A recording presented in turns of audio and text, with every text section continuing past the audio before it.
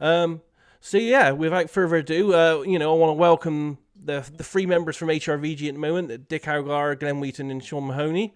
It's fantastic for you guys to come. We've had lots of requests for your for a presentation of your HRVG methodology going back a couple of months now. It's gathering a lot of pace on the Discord and Reddit servers. So you're welcome, and we look forward to hearing what you guys have got to show and share with us. Sounds good to me, Daz. I do have a PowerPoint. Not to be, let me see if I can share a screen. I'll start sharing screen. Let's get this going.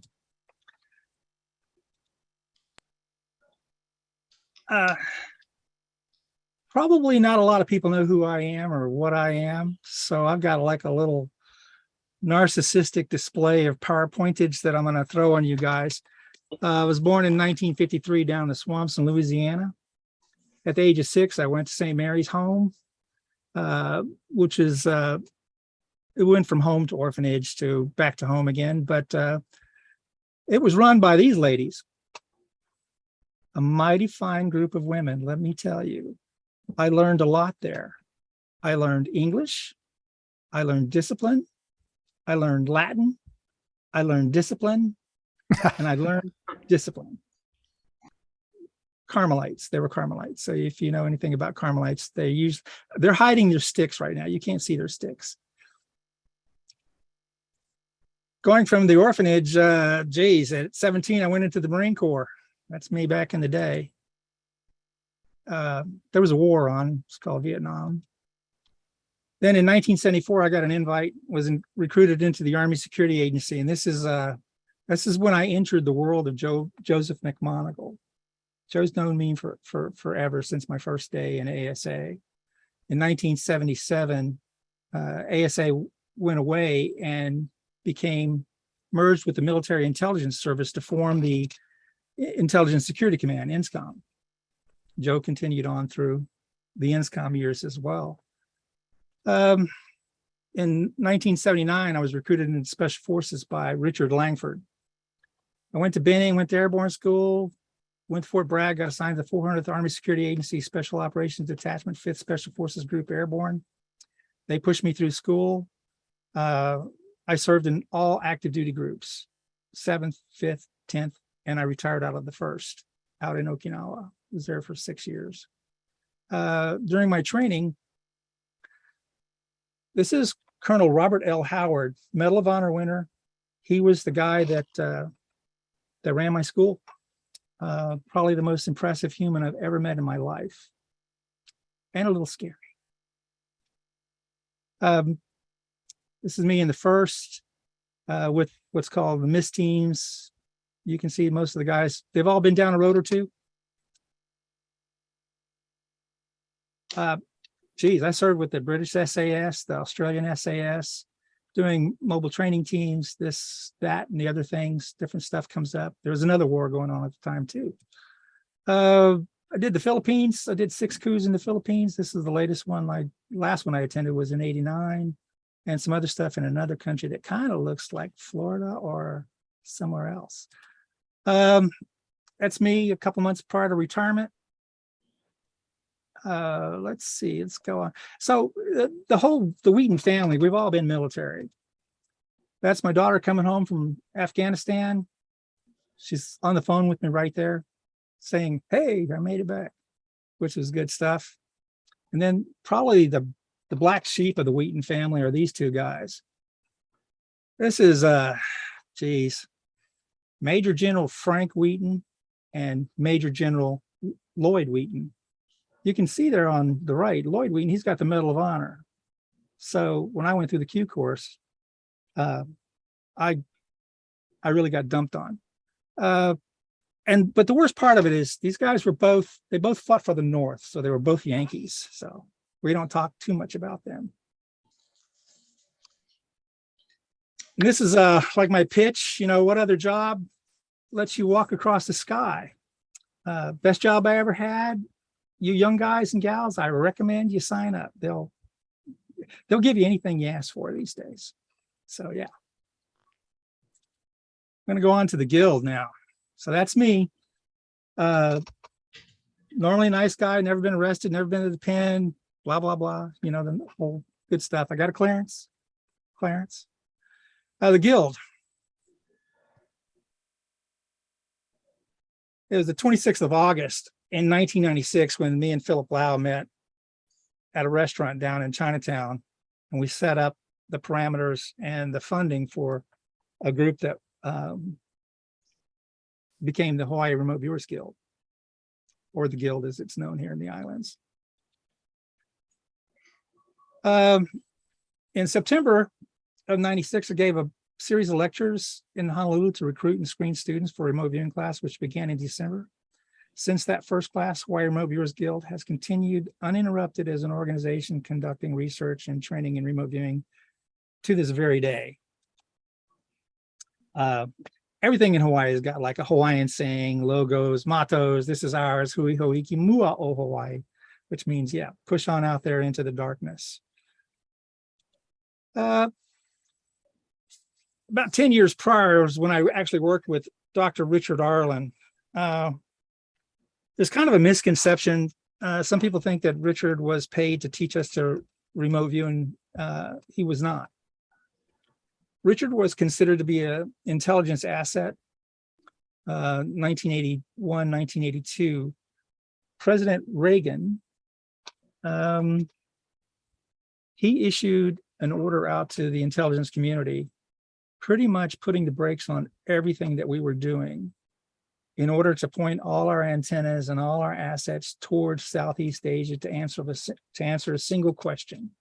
And that question was, were there any American POW MIA still left in Southeast Asia? Because Mr. Reagan had made that as one of his campaign promises to all the vets that he would find out. And we did. We stopped. We came to a screeching halt. I had to learn to monitor Vietnamese again, some Laotian, some Cambodian. So we all were looking as earnestly as we could. But Richard had been to the John F.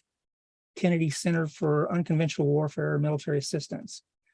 And he'd met a few generals there and they were impressed with him. So we got directed to go out there and develop him as an asset. Richard was developed as an asset, but along the way, in the 2 years where we developed Richard worked probably 60 targets throughout Southeast Asia, looking at different things that came up through other intelligence platforms, trying to verify, you know, when the satellite tells you the shadows are too long on the ground for an Asian guy, it's got to be, you know, an American or something. A lot of times it turns out to be Germans. There's a lot of Germans that got caught down there. But that's what Richard's primary focus was. But along the way, in analyzing and verifying, like you would do anything, he took 9 of us under his wing and developed us out to what became the HRVG methodology. The methodology itself was back engineered from tons of interviews with, we have what it's called a 98 Charlie, cryptologic traffic analyst. And their interviews with Richard is the methodology that we use. So he's credited with being the creator of our methodology. Richard passed away in 1992. I put Goodnight Bridie Murphy wherever you are. I've seen him do a million shows, and his last thing he says on stage before he exits stage right is Goodnight Bridie Murphy, wherever you are. Some of you may know who Bridie Murphy was. Richard was a showman. He was probably the most magical person I've ever met. He could do things that would just amaze you. And then there was, I mean, if you asked, I remember I was the chosen one to do the Wayne Carr validation targets for James Randi. And while I was on the phone with James, I said, you know, what do you think of Richard Arlen? He said, I wouldn't trust baby's candy with that guy. And I'm going, holy moly. Okay, so I know where I was at. I put an example of some of the flyers we have from, because as long as he worked with us, he never stopped his show. And we only got him usually in the late hours of the evening after his show down at Don the Beachcombers. And then forget it, between 9 o'clock and 2 p.m., he was doing readings, and his readings were usually $225 to $250 for 20 minutes doing personal readings. Mark, Daz, you've been communicating with Mark. Mark is the one that got the new book out. There's also a couple of other books that people don't know about that never made it to the press. I think one of them's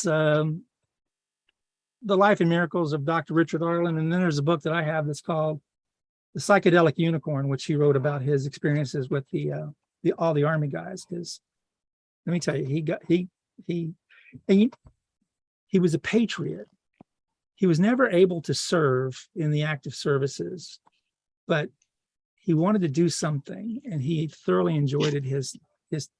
He enjoyed his time working with us, and Psychedelic Unicorn was his way of rewarding us on that. Tons of people have come out to visit us. A lot of you guys know Rob Abbott, Skip Atwater, Paul Bond, Prudence Calabrese, Colonel Channon, Hideyuki Kokubo, Cam Madge, Paul Smith, video crews from Crazy Rulers of the World, Hawaiian Moving Company, Korean Broadcasting, the crews from Men Who Stare at Goats, Hitomi Akamatsu.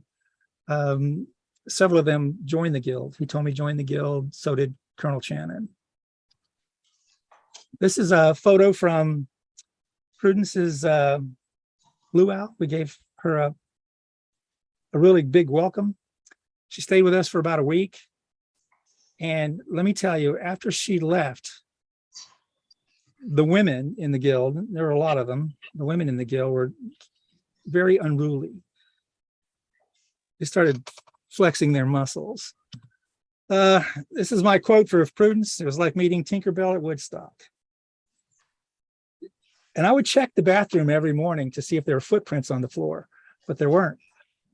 So the alien guy always left wet footprints in the bathroom, if you guys ever kept up with any of that.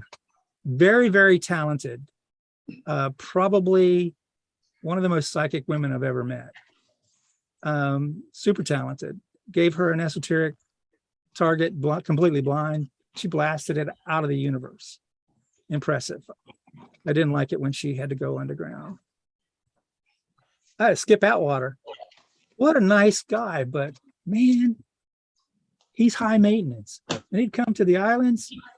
Cedar would have to drive him around everywhere. We'd have to do all this stuff, help him do this, help him do that. But still a wonderful guy, and I'd do anything for him. You guys know who that is. That's the bear. That's Paul. Paul came out. His requirements were a little bit tougher than Skip. He had to have special food. And he liked to dine outside. This is the crew: Paul, Dick, Sita, Ann, Deborah, Vern, and me. Good stuff.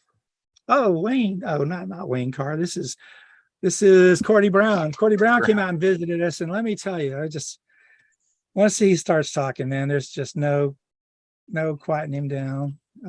Had a blast with him. I mean, can't complain. This is back when me and Daz and Lynn, we were trying to get him back down to planet Earth. So, and I was always a little skeptical of Cordy, but Glenn, can I interrupt? Those are the filing cabinets from the infamous Alamo incident. A lot of people here just saw that, but those are the filing cabinets that you had Valtra pick. Those were all our sessions to that date. Yeah. Sorry to interrupt. Oh, no worries, man. Since its formation, this is a little outdated now, but we hosted over 1,080 formal classes, meetings for the membership.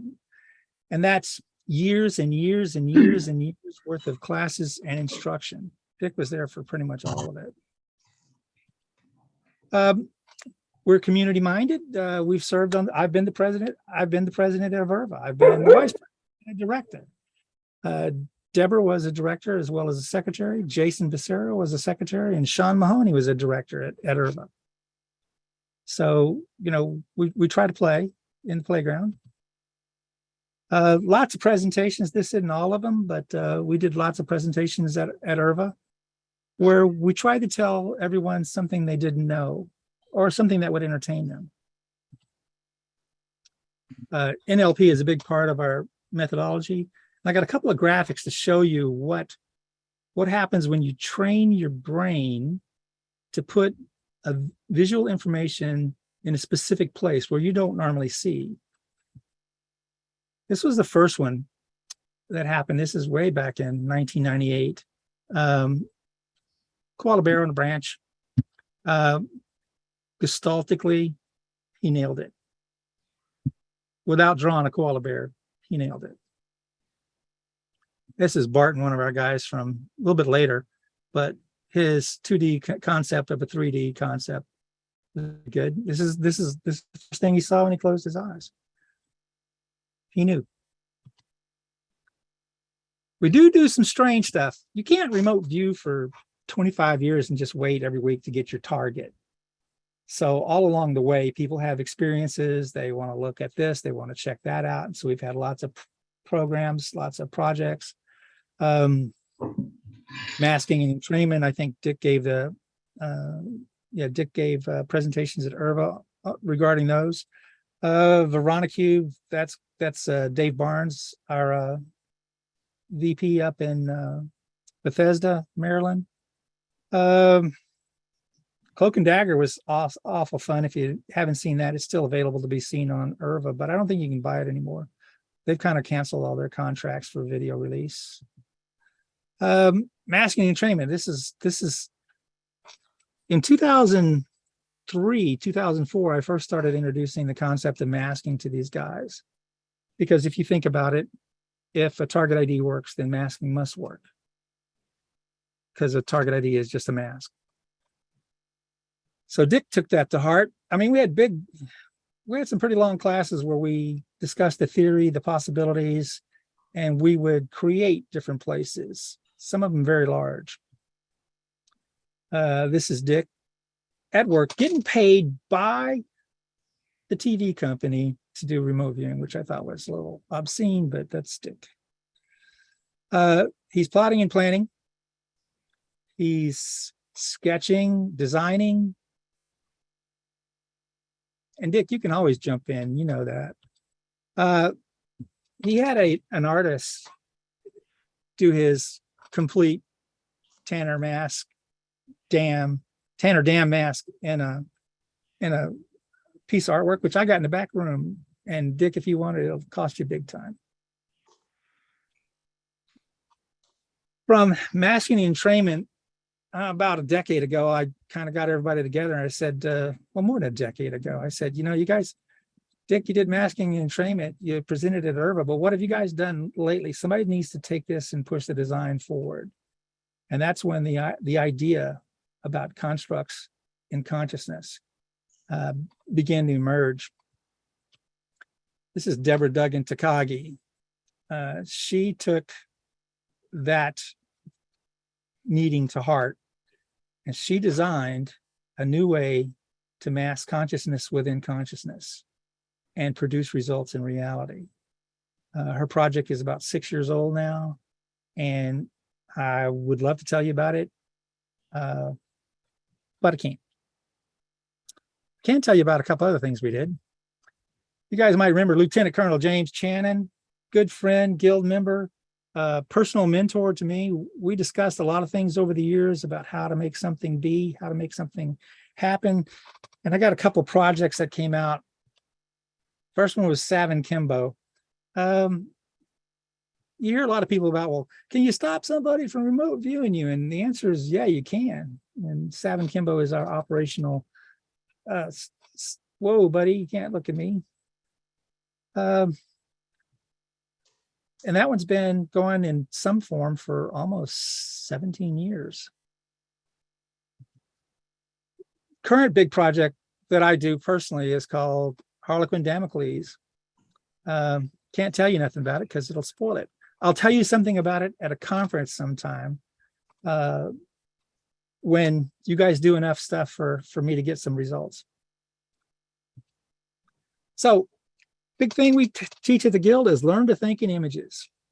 I mean, you can take Starry, Starry Night here, Don McLean, paint your palette blue, and you can learn to teach yourself to interpret the gist of your English or whatever language you speak straight into visuals, and learn to think in visuals as a language, as a second language. It's very helpful. And with that, questions? Unless Dick's got something.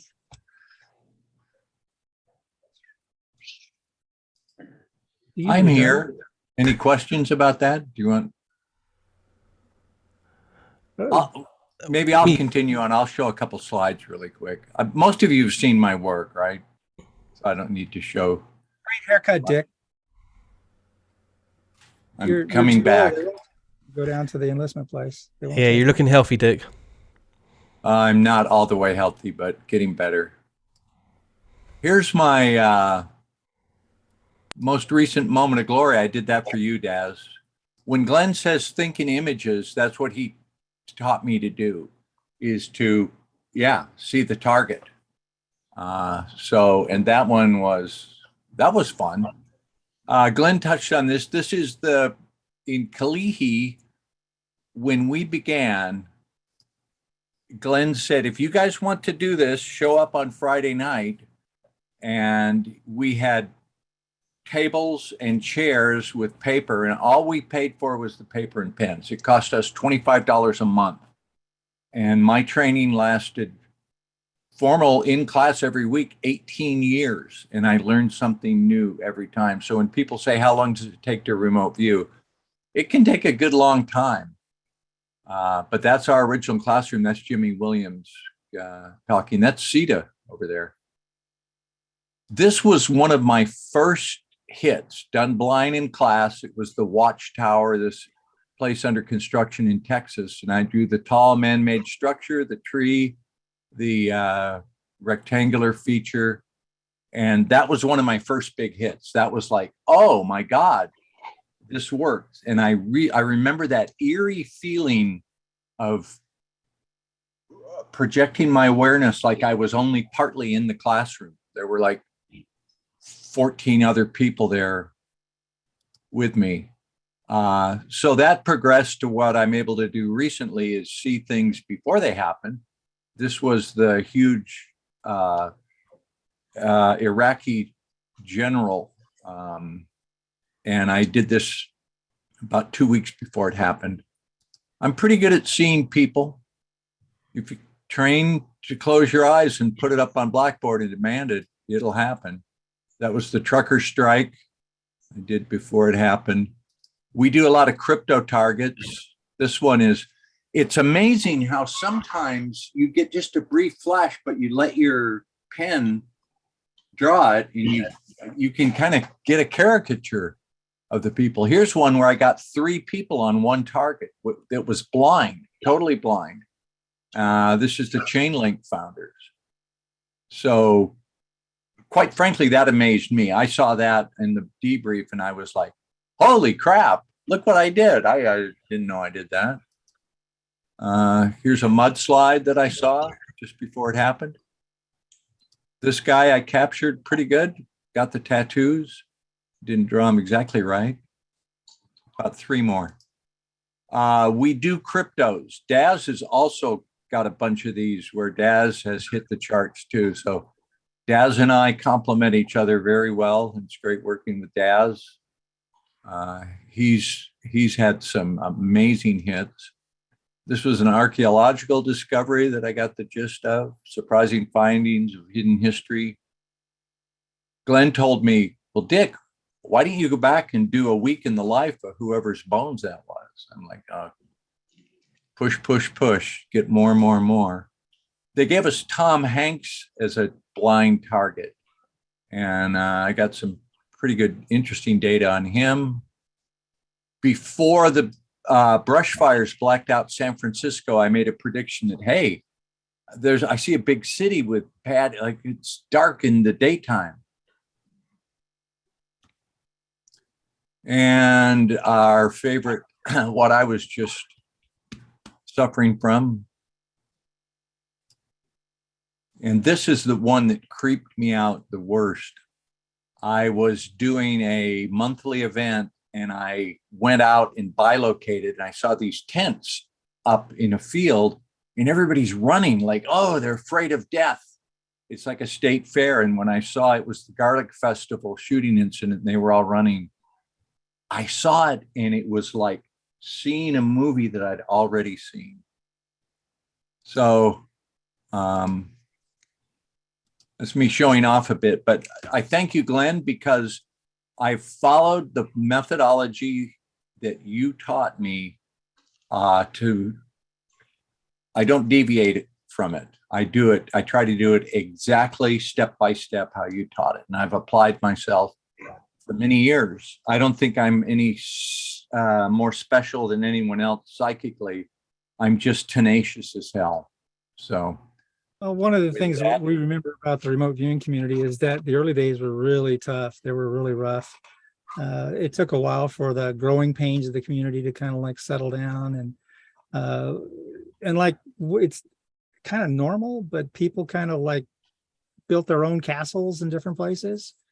And it's still kind of like that today. I keep waiting to see that evaporate, but probably not going to happen anytime soon. Well, crypto viewing has managed to, Daz and I work together closely. We're good buddies. We have a thriving business. We have Edward Reardon and Naeem, and anybody that produces good data, it's a performance-based skill. So Daz steps up every week and does his thing, and it's a great team. So that's one of our biggest accomplishments is melding different schools without hostility. Yeah. Well, I've always tried to stay away from the money, but I will tell you that the crypto guys, and as a matter of fact, Sita is on a 2-year sabbatical from HRVG right now so that she can teach commercially. But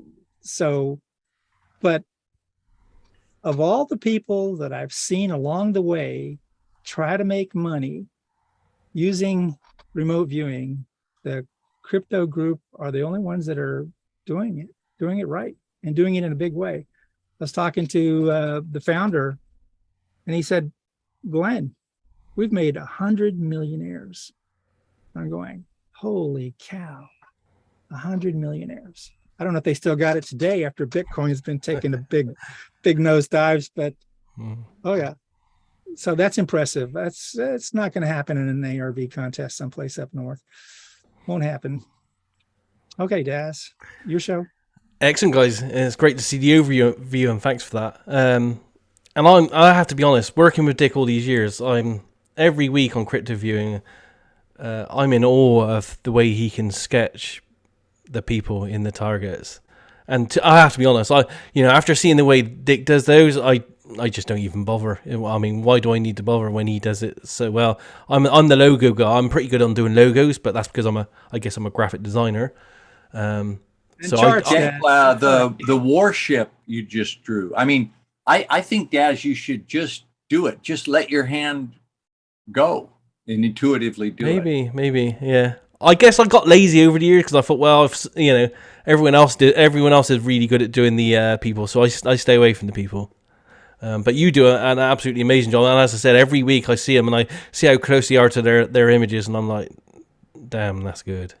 Well, Daz, there's an effect in remote viewing called DOE, division of effort, where a group of remote viewers working a common target at a common time automatically kind of like divvy it up amongst themselves. Whatever they want to get, they'll go get. So it's kind of it holds true whether it's CRV, TRV, SRV, HRVG. As soon as you guys get together, it happens. Yeah, absolutely.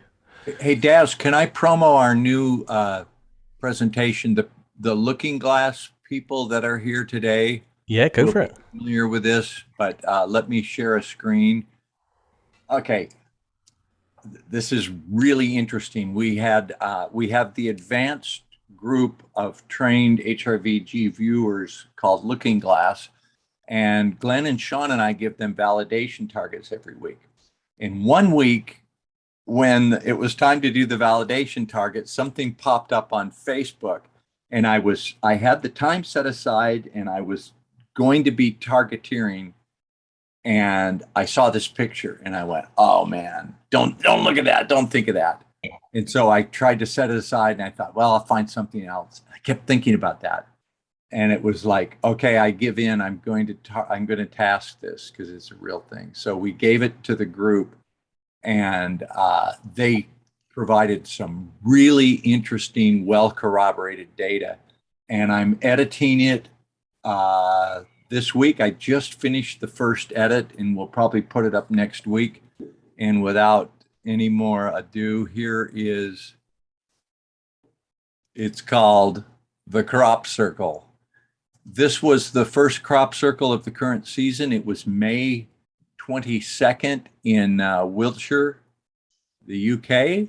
Daz, you guys' neck of the wood over in the UK. And it is a real thing. It's a real design in the field there. And the remote viewers got amazing data. So that's going to be published on patreon.com/cryptoview. A little advertisement. Glenn never does it for money, but you have to pay. Glenn never does crop circles either, Dick. Well, you have to admit this was interesting, Glenn. And It was. We look at this crop circle, and then we go back to some data we got on an earlier crop circle, and the discussion is worth the price of admission. So it's about a 45, 50-minute presentation, and it's really good. Patreon.com/cryptoviewing. Let me clarify Looking Glass real quick. CETA teaches students in a commercial effort called Looking Glass. Once they graduate Looking Glass, they get the opportunity to move over to the Looking Glass Working Group, which is an autonomous. Well, actually, Oz also feeds the Looking Glass Working Group. Omid right now is the elected leader of the working group. So he's got probably between 30 and 35 remote viewers in there that all have a common degree of training, and they do validation work. They do this and they do that. But the thing is the working group is autonomous. They're not linked to cryptos. They're not linked to us. They're not linked to anyone. So they can actually pursue their own destiny. But the crypto guys do look at the working group to see who might be wanting to step up to a paid remote viewing job, which I don't have a problem with. It seems to be fair. But as CETA graduates classes once every 4 months, then Looking Group, the working group actually gets a boost in its membership, and then pretty soon they're going to have the largest number of commonly trained remote viewers working on projects. So that. Excellent. Is there a like a public way that people on maybe the social media sites could access or get hold of the people involved in these groups? Well, Omid has them on Microsoft Teams, but we've already told them they need to establish their own identities, their own identity, get a website going, and promote that. So give them some time. They're coming around. Like I say, they're good guys. Well, if any of you guys need any exposure or anything on the Facebook groups and the larger community, just hit me up and I'll help arrange some of that for you. Hey, Sean, we've been leaving Sean out. We should bring him in and have him detail his how he got involved with us. Thanks, Dick. I've just been sitting back enjoying the conversation because it's been really fun. Yeah, so my name's Sean Mahoney. I got into remote viewing in 2012, and I pursued as much experience as I could. I learned from David Morehouse's book first, and later went on to take training from Teresa Frisch, who teaches Lynn Buchanan's methodology of CRV. And then I took Paul Smith's DVD course, I read books on TRV and SRV, but I was at the 2016 HRVA conference down in New Orleans, and Glenn did another amazing presentation on HRVG, and CETA was there as well. And I approached CETA afterwards and I said, are you guys training? Because I would love to learn the HRVG methodology. And, she and she and Glenn got together and said, yeah, we'll train you. So I took training in late 2016, early 2017, and I joined the guild shortly after that. And it's been a lot of fun. These guys are doing all kinds of really neat pioneering work in taking remote viewing to the next level. The work with the Verona Cube and masking and entrainment and all the different fun projects that Glenn talked about. It's really about exploring what is possible with consciousness. It's a playground, and there's just so much unpicked fruit. So I'm one of the people that believes in remote viewing's potential for problem solving. So I know that this world we live in is not short on problems. And I've done some, kind of experiments, on the side where we've utilized remote viewing to diagnose and solve a problem. And the one easy one I can reference here for you guys is I have a Jeep Wrangler that I drive for a personal vehicle, and I love that thing. I'm a Jeep guy. I actually used to work for Jeep as an engineer. And one of the problems that Jeeps have is when you put a lift kit on them, they've got a solid front axle. And when you modify the suspension of a solid front axle vehicle, they're prone to something called death wobble. It's a scary term, and it feels scary when you're in the vehicle. Basically what happens is if you have any play in any suspension component and you hit a road input like a bump or something like that, it can set the suspension into a resonance frequency, and the steering wheel shakes, the vehicle shakes. It feels like you're going to die. And the only way to stop it is to slow down and almost, come to a complete stop. And so when I put a lift on my Jeep, because I wanted to have a lot of fun out in the desert of Moab, I developed death wobble. Now, probably everybody's had this experience. You have a problem with your car, you take it to the dealer, and they start replacing parts until they fix it, right? Sometimes you replace 2 or 3 parts before finally they find out what's wrong. Well, death wobble is an expensive problem to diagnose because you can't very easily determine what the root cause is, and sometimes it's more than one thing. So I actually taught my daughters to remote view during the summer lockdowns of COVID, and we did HRVG visual ideograms. It's the first protocol you usually start out with, where you close your eyes and look at the target. And I tasked them with, what's the problem with my Jeep? What's the problem with the suspension causing this death wobble? And actually, I can share my screen and show you guys. Let's see here.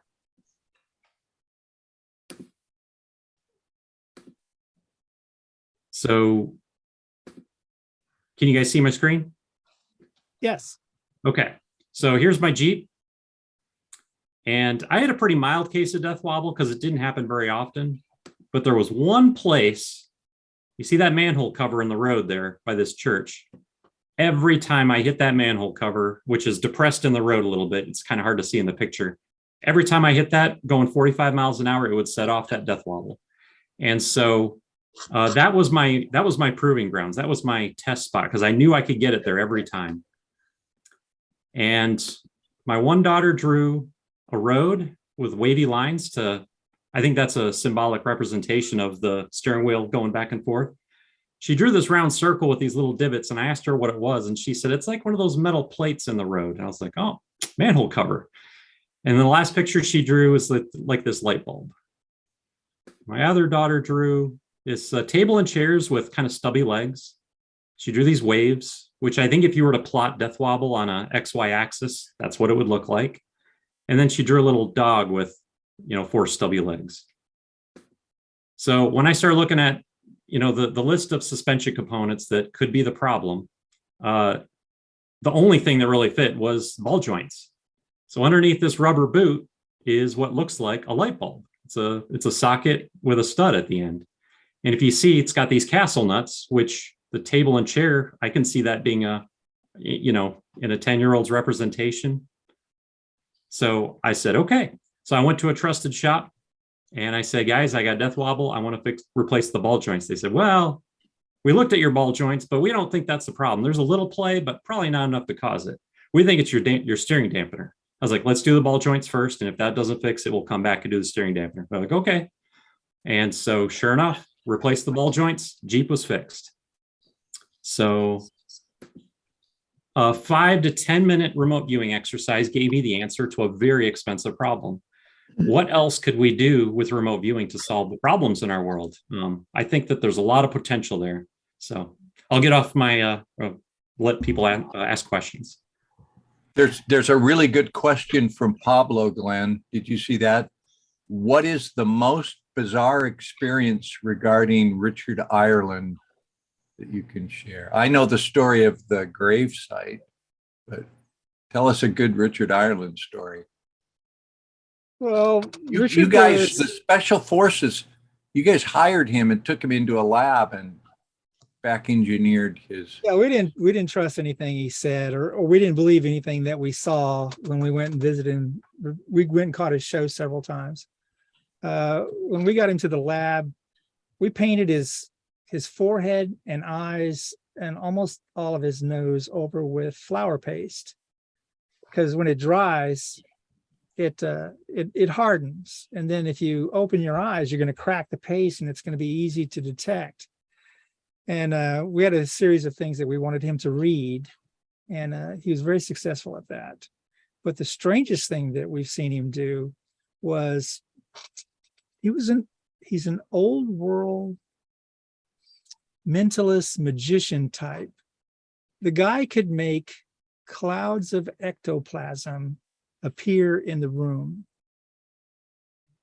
If you don't know what ectoplasm is, it's a word that's not used anymore, but it's something that it used to be stock performance stuff. And to get into the room, he'd have to almost strip naked, and he'd be checked out to make sure he didn't have this, didn't have that, and then he'd go into the exam room, and he could literally make ectoplasm form in the air. And one of the things that I didn't really, I don't want to say I didn't like, he did a lot of channeling, which I always thought channeling was right up there with, the carnivals, a carny act. But he would do a lot of channeling. And I got a bunch of his channel stuff. Chief Crowfoot, he would channel an Indian chief named Chief Crowfoot. And I used to give him a hard time about that all the time, but Chief Crowfoot could pick lottery numbers and tell you where oil was. So, and Richard made a lot of money off Crowfoot, and Texas millionaires wanting to know where to drill next. So he did that for a while. I thought that was real impressive. And Glenn, I think you told us one time too that he would wear a big diamond ring, and when people would say, "Oh, if you're psychic, how come you're not rich?" and he'd say, "I am rich." Yeah. What does ectoplasm look like? Sorry. It's like if some old voodoo queen had put something on you, and it was creeping under the door, billowing up, and it's kind of like a sticky fog. That's the best way to explain it. You could actually sense a stickiness to it. Now, who can do that, and why? Who'd want to do that? Thank you for sharing, Glenn. Really amazing. Yeah, well, I could tell you, but he had this thing that he would do where he'd throw empty notepads into a box with a bunch of little pencils in it, close the box up, and have two people sit side by side, and they'd put the box between them. The guys would lean their ears up against the box, and they could hear the pencils moving and the paper fluttering. And then when they opened the box after his show, everybody's questions from the audience were already answered on these little stubs of like when golfers go out, how they keep the little notebooks where they keep their scores. So yeah, it's just magical. But again, some of it was way beyond what I could accept. But what he could do is he could remote view like you would not believe. And Glenn, quick question. There was something he did with his fingers, like electricity or something like that?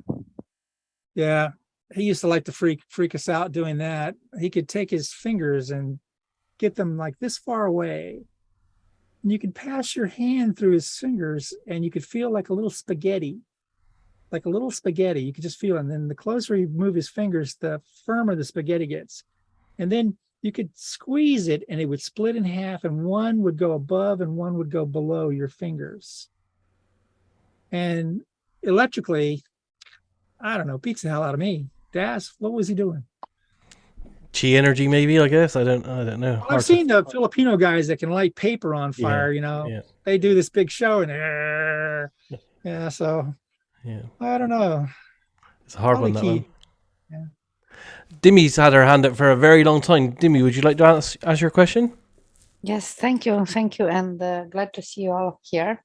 Well, I have like 3 questions, but I will resume to one for now, if it's possible. You are talking about masking and entrainment, and if I understand correctly, you didn't say you cannot talk about it. So can you talk more about it, masking and entrainment thing, please? Thank you. Ricardo. Oh man, I spent about 8 years of my life on that project. I gave it in the summer of 2009, was it? Yep. I spent, I think the biggest misconception people have is that, oh, I can remote influence. It's just energy and I just think these thoughts. The amount of work and design into a successful mask is incredible. I mean, it's, I put so much detail into that Tanner Dam place. And I still, the best understanding I had of entrainment is that you don't cause something to happen. You just, what's the word I want to use? Resonate. You observe it. You allow it to happen and be in a place where you're going to resonate with it. It's like you're on a slow moving river and you're on a raft and there's other stuff going with you and you understand that concept that you're help me out, Glenn. Yeah. Masking is pretty simple. Target ID itself is only a mask. Target ID only gets you to the playground. So you can take that target ID and the location or person, place thing that it represents, and you could mask over that with some other imagery. Well, and that works fine, and especially if you don't want people to know what target they worked. It's a thing in the military, but not necessarily civilians think that they're doing, they're being used in some way. But yeah, so masking facilitates getting data about a target that they don't know what the actual target is, but they'll give you data that can process through analysis. In the entrainment aspect comes when you bring 2 things, that target and another thing under observation, and you continue to observe those 2 things until they come like, I'll give you an example, a simple example. Like you're in Alabama and you live in a trailer park, and across the road there's another trailer, and there's a guy there that gets up every morning and he goes out, you can hear his squeaky trailer door, and he jumps in his truck and he hauls ass going to work. So if you look at the clock and at that exit when he leaves his trailer every morning, and if you looked at the clock, those 2 data sets over time will come into kind of a cohesion. They'll correlate. So after you get enough information, you'll be able to predict just by looking at your clock what time he's actually going to open the door. And if you're there to see it, it'll happen. If you're not there, it won't happen.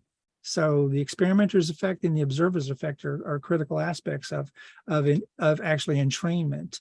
I remember Deborah's entrainment. Her first entrainment project was to take some ribbon, go out in the yard underneath her trees, and make a ribbon off a square of ground, and then every day at a specific time and go outside and count the number of leaves that had fallen within that square during the night, and then clear off the leaves, record the number of leaves she counted, and then go look at a stock at the stock page at a specific stock and track the data until you could line them up to where one was able to predict the other.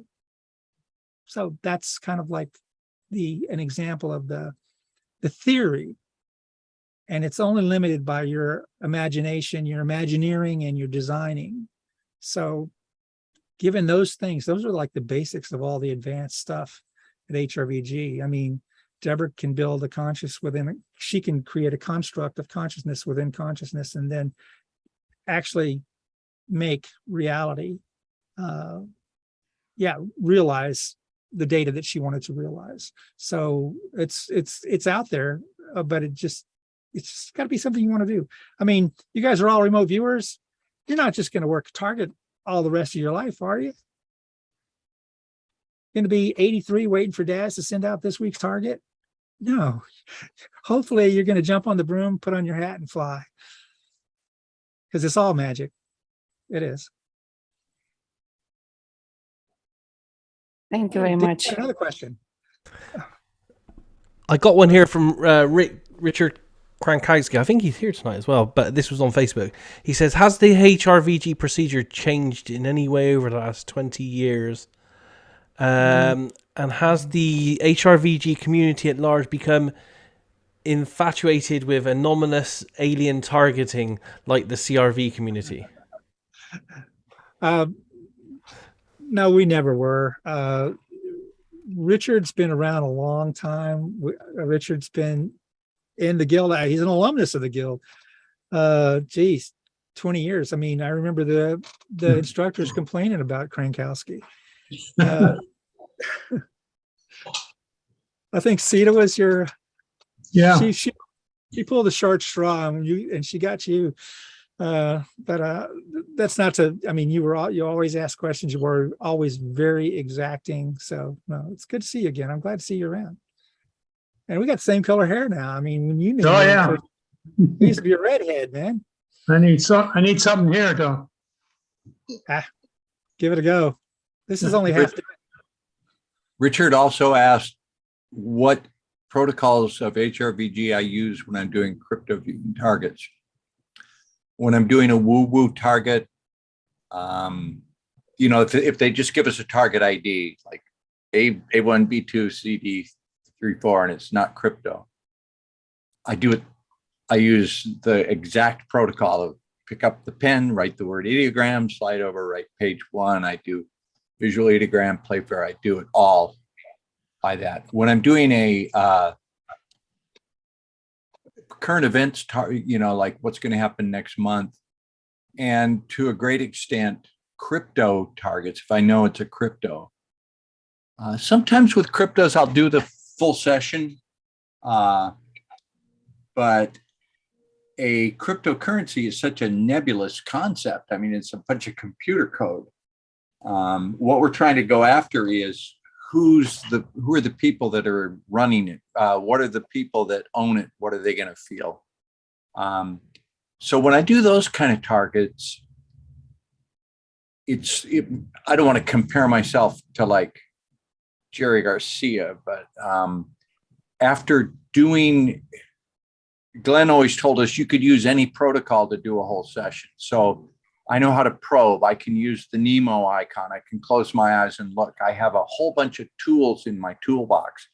So I might start in you're playing guitar in F, but you can play notes that are G minor, A minor, B flat, and it'll still fit. So what I do is it becomes sort of free form, where I'll say, okay, I want to see the person, and I'll write life human 1, and I'll make an ideogram or a Nemo, and I close my eyes and I look, and then I go from there. Part of it is remote viewing so much for 25 years. I've done so many thousands of sessions, is I can get away with just sitting down and doing it. Glenn calls that tagging.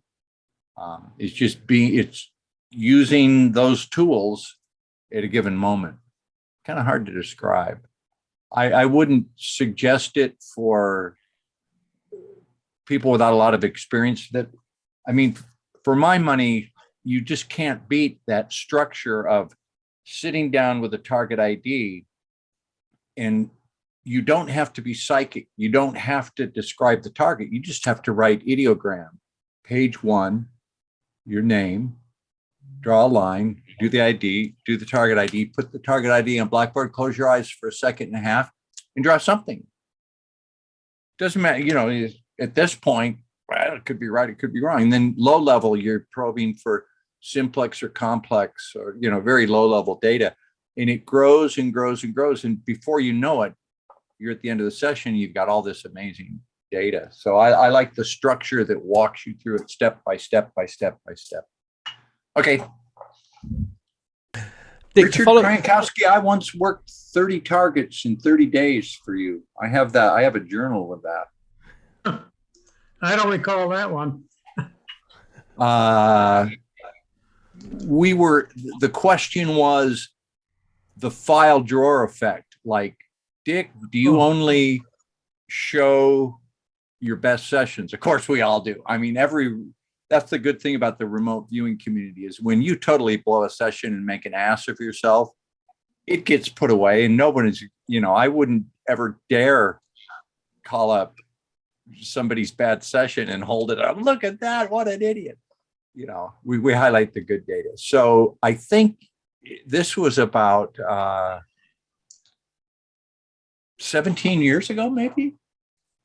And you asked about the file drawer effect. And I've got the notebook somewhere in my files where I said, okay, I'm going to do a target a day off of Lynn Buchanan's site for 30 days. And you could see my performance go, wow, I'm on for 3 days, and then I'm off, and then, I'm on, then I'm off, and that's kind of good, that's kind of bad. And then, all of a sudden, there's something to be said for regular remote viewing. If you just try to we've got the big project, it's the big mystery for paranormal.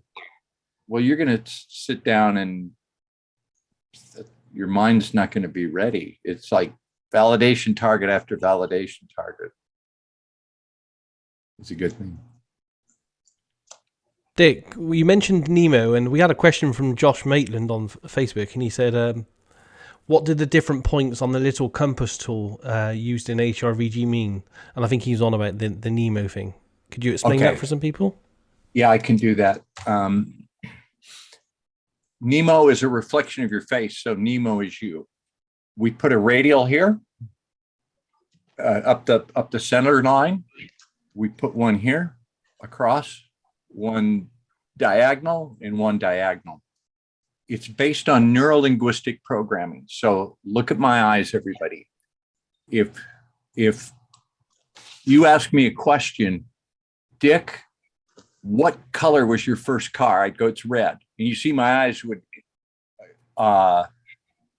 without me thinking, what's the word? Involuntarily, like, what did your mom's voice sound like? My eyes go this way. If I go out to a Korean bar with my friends and my wife says, what did you do last night? I go, oh, we were playing music and just talking, and you see my eyes go this way. That's construct. So it's a reverse engineering to set up and Glenn will jump in here in a moment, but the concept is that your subconscious already knows about the target and you just need to prompt a recall. It's a way to query. I see people, not to criticize other methods, but I see people working methods where they're just sitting there with no structure trying to write words down. And in HRVG methodology, every bit of data is prompted by a specific action that is designed to signal a response. And when you do that over and over and over again, it builds a neural pathway to do that.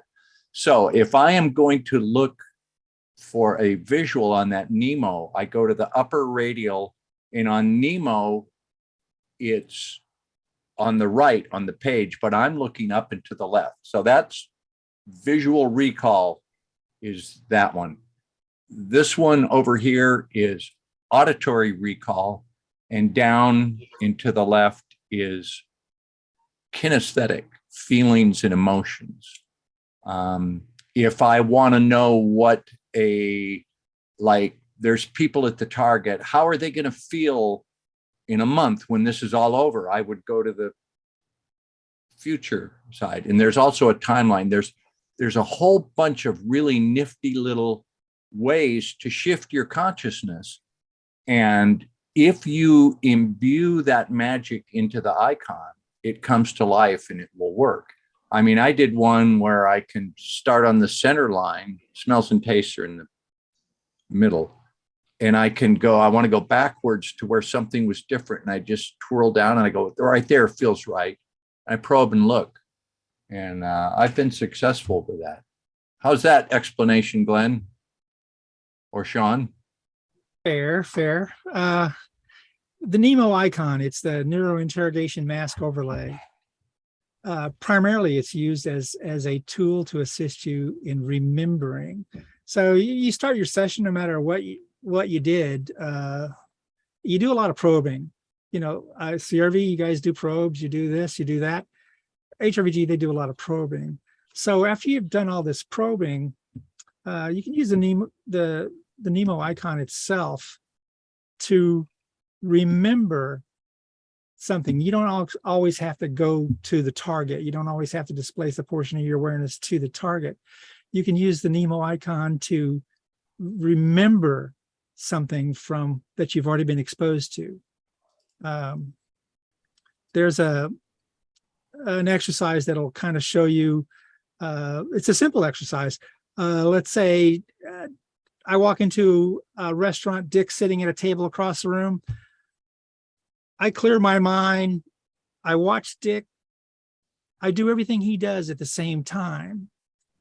Because of the body language, if I listen to my mind carefully, I can know what he's thinking, because his body tells me everything that he's doing. And it's probably one of the biggest cheats that science that's why they don't want you in a room when somebody's doing something, is because the body, just the reversal of the body language, you mimicking his body language will cause the same type of low-level gestaltic emotions, ideas, concepts to occur in your own brain. So we use the Nemo icon to focus on what we already know about the target and not some new grab to get more data from a target. I mean, pretty soon you fill up, you get more than you can handle. Hope that helps. I guess everybody's familiar with what it looks like. I'll show an example here real quick. Where's my screen share? You can see here's a session I did. Here's my probes up here for visual, for audio, for kinesthetic, and any, feelings and concepts, and then probes here for the smells and tastes. So you can see I was milking that pretty heavy. Each probe, each time my pen touches that, I realize a bit of data. So that's Nemo. And for those of you in the looking glass, that's the size it's supposed to be, not a big half page clown. Not meant to be instruction. Yeah. Thanks for that, guys. And something else that's been asked, and this was from Charlotte. She asked this in the chat window, and this is a word that I know from a different understanding on the internet. But she asked about the word and the technique. I think is from Dick, called edging. And she says that edging is used very heavily in the process of Dick's sessions. Perhaps Glenn does also. But she would appreciate hearing your process with your term edging. I'll get this one, Dick. Edging is after you've gone through S4, you're on your way. I mean, HRVG always starts out as alert beta RV, but then it actually ends if you go a complete HRVG session. It ends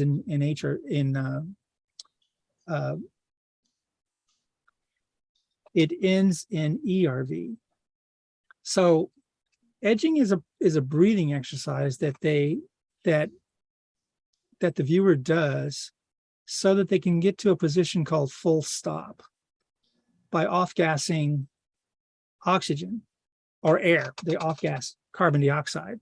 So there's a position where you lightly, very, very lightly touch your eyelids, and that pretty much shuts down the optic nerve. The traffic balance on the optic nerve is greatly reduced just by a simple touch on your eyelids. You never want to push on your eyelids. So there's an actual technique to put your thumbs together, because your thumbs are always exactly the same length as your eyelids. So you can rest your forehead on your forefingers, just barely touch your eyes and to quieten that noise coming off the optic nerve. And then you begin an exercise of off-gassing CO2. The urge to breathe is caused by a buildup of CO2, not by a lack of oxygen or air. You can't blow out all the air in your lungs. There'll always be a residual amount of air in your lungs. So after 23 to 25 repetitions of off-gassing CO2, you'll find that your body noise goes way down. And the whole time that you're doing this breathing exercise, you're looking on Blackboard. There'll be all kinds of imagery. And the challenge is remember everything you see, because you're going to have to record it later. So you're off-gassing, watching Blackboard. And then there comes a point where after about 23, 24 repetitions, you just stop breathing. You stop off-gassing, you stop everything, because this is the point when the diver dies. This is when he gets the shallow water blackout. So it's like, but because we can breathe if we have to, you don't have any respiration noise. Your cardiac noise is way low. You don't have any optic noise. So it's the quietest that you can get your body. And you're looking on Blackboard and you're looking for imagery, and you find it by following the edges. You'll see the edges form. And then the thing is to go in just to absorb it. And getting down to that full stop, like back when I was young and did a lot of diving, I could stay at full stop for probably 2.5 to 3 minutes where I didn't have to breathe. Average person, it's going to be 20 to 45 seconds where they don't have to breathe. And so they get that extended period of time in that position where they're looking in earnest on Blackboard, but they don't have any of this other noise. Noise is the single most enemy of remote viewing. So edging is just that. It's an exercise to get you down, because after edging, there's more to do. Because the goal is, and it's mentally tiring too, by the way, the goal is to get you through edging and then priming, and then boom, you're done. Unless somebody wakes you up, you're down for the count. So it's a good technique. The first time I did it successfully, this is a vivid memory in my life. It was Fire Docks, PJ Gannier, or Lynn Buchanan. There were targets. There was a beacon target, and so I took a beaconing target in the 777812390, and I worked the paper session visualiogram, and I worked for about 45 minutes, and I got through S4, and I had a building, multi-level. It was cold.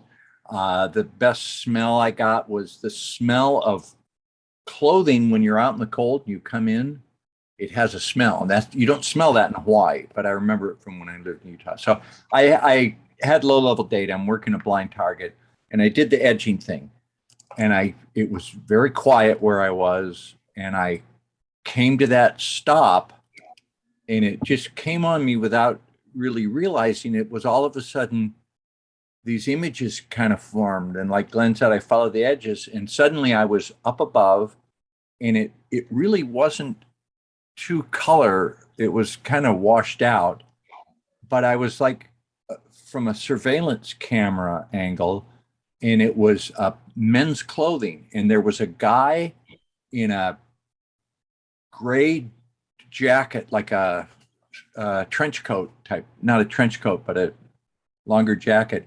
And he was walking through and he touched a suit, and then he looked over and there were men's dress shirts folded up in cellophane, in like little on the shelves. And then he walked past, and I woke up at the desk and I went, gee, what was that? That was the weirdest little dream. And I thought, was that the target? Was that room? So I drew it, and it was very unsettling. And when I got feedback, the target was Colonel Bill Ray. He said, I'm at a PX in Germany. It's cold outside. And I went up and I'm looking through a men's style department store. And the hair on my arm stood up in the back of my neck. And I went, oh my God, oh my God, oh my God. I called Glenn. I said, Glenn, I saw it. He said, settle down. What you've been doing. And it was quite amazing. It was something I'll always remember, but it worked. And when it works, it's cool as hell.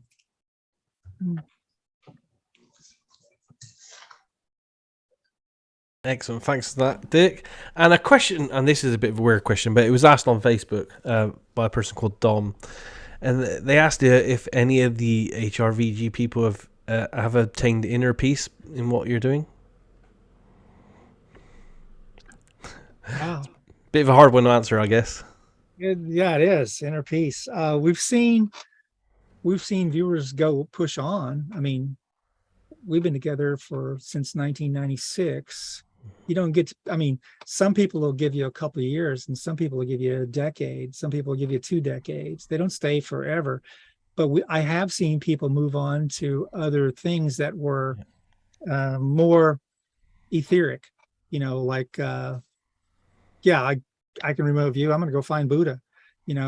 I've seen many of them actually do different things, or resort to, or change. They got this thing we call the Nostradamus factor, where guys they'll get skilled, they'll get really good, and then they go, next thing you know, they're buying a turban and a cape. They're like ready. They're done. It's like, I'm a wizard. So we see that, but you got to let people chase their egos where they go, because you just got to let them go. Just got to let them do it. But inner peace, I don't know if anybody's ever found inner peace. I haven't found inner peace. I actually have anxiety. I have panic attacks. It's destabilizing. Part of it is my remote viewing led me to, I did a couple of, how do we put it? Forbidden targets that somebody didn't really want the true story. And somebody contacted me and said, that's a pretty good job you did there, Dick. You should know some things. And so led to a bunch of conversations that gave me a glimpse of how the world really works. And it's unsettling at best. So I try to, that's one of the great things about the Guild. Back in the day, we used to socialize. Glenn would have a brunch every Sunday at his house. He'd put out the bacon and eggs, and we'd all get together. And remote viewers need to keep each other sane. Like Edward Reardon, I talk with him regularly. I mean, he's easily as crazy as me, if not crazier. That's in a good way.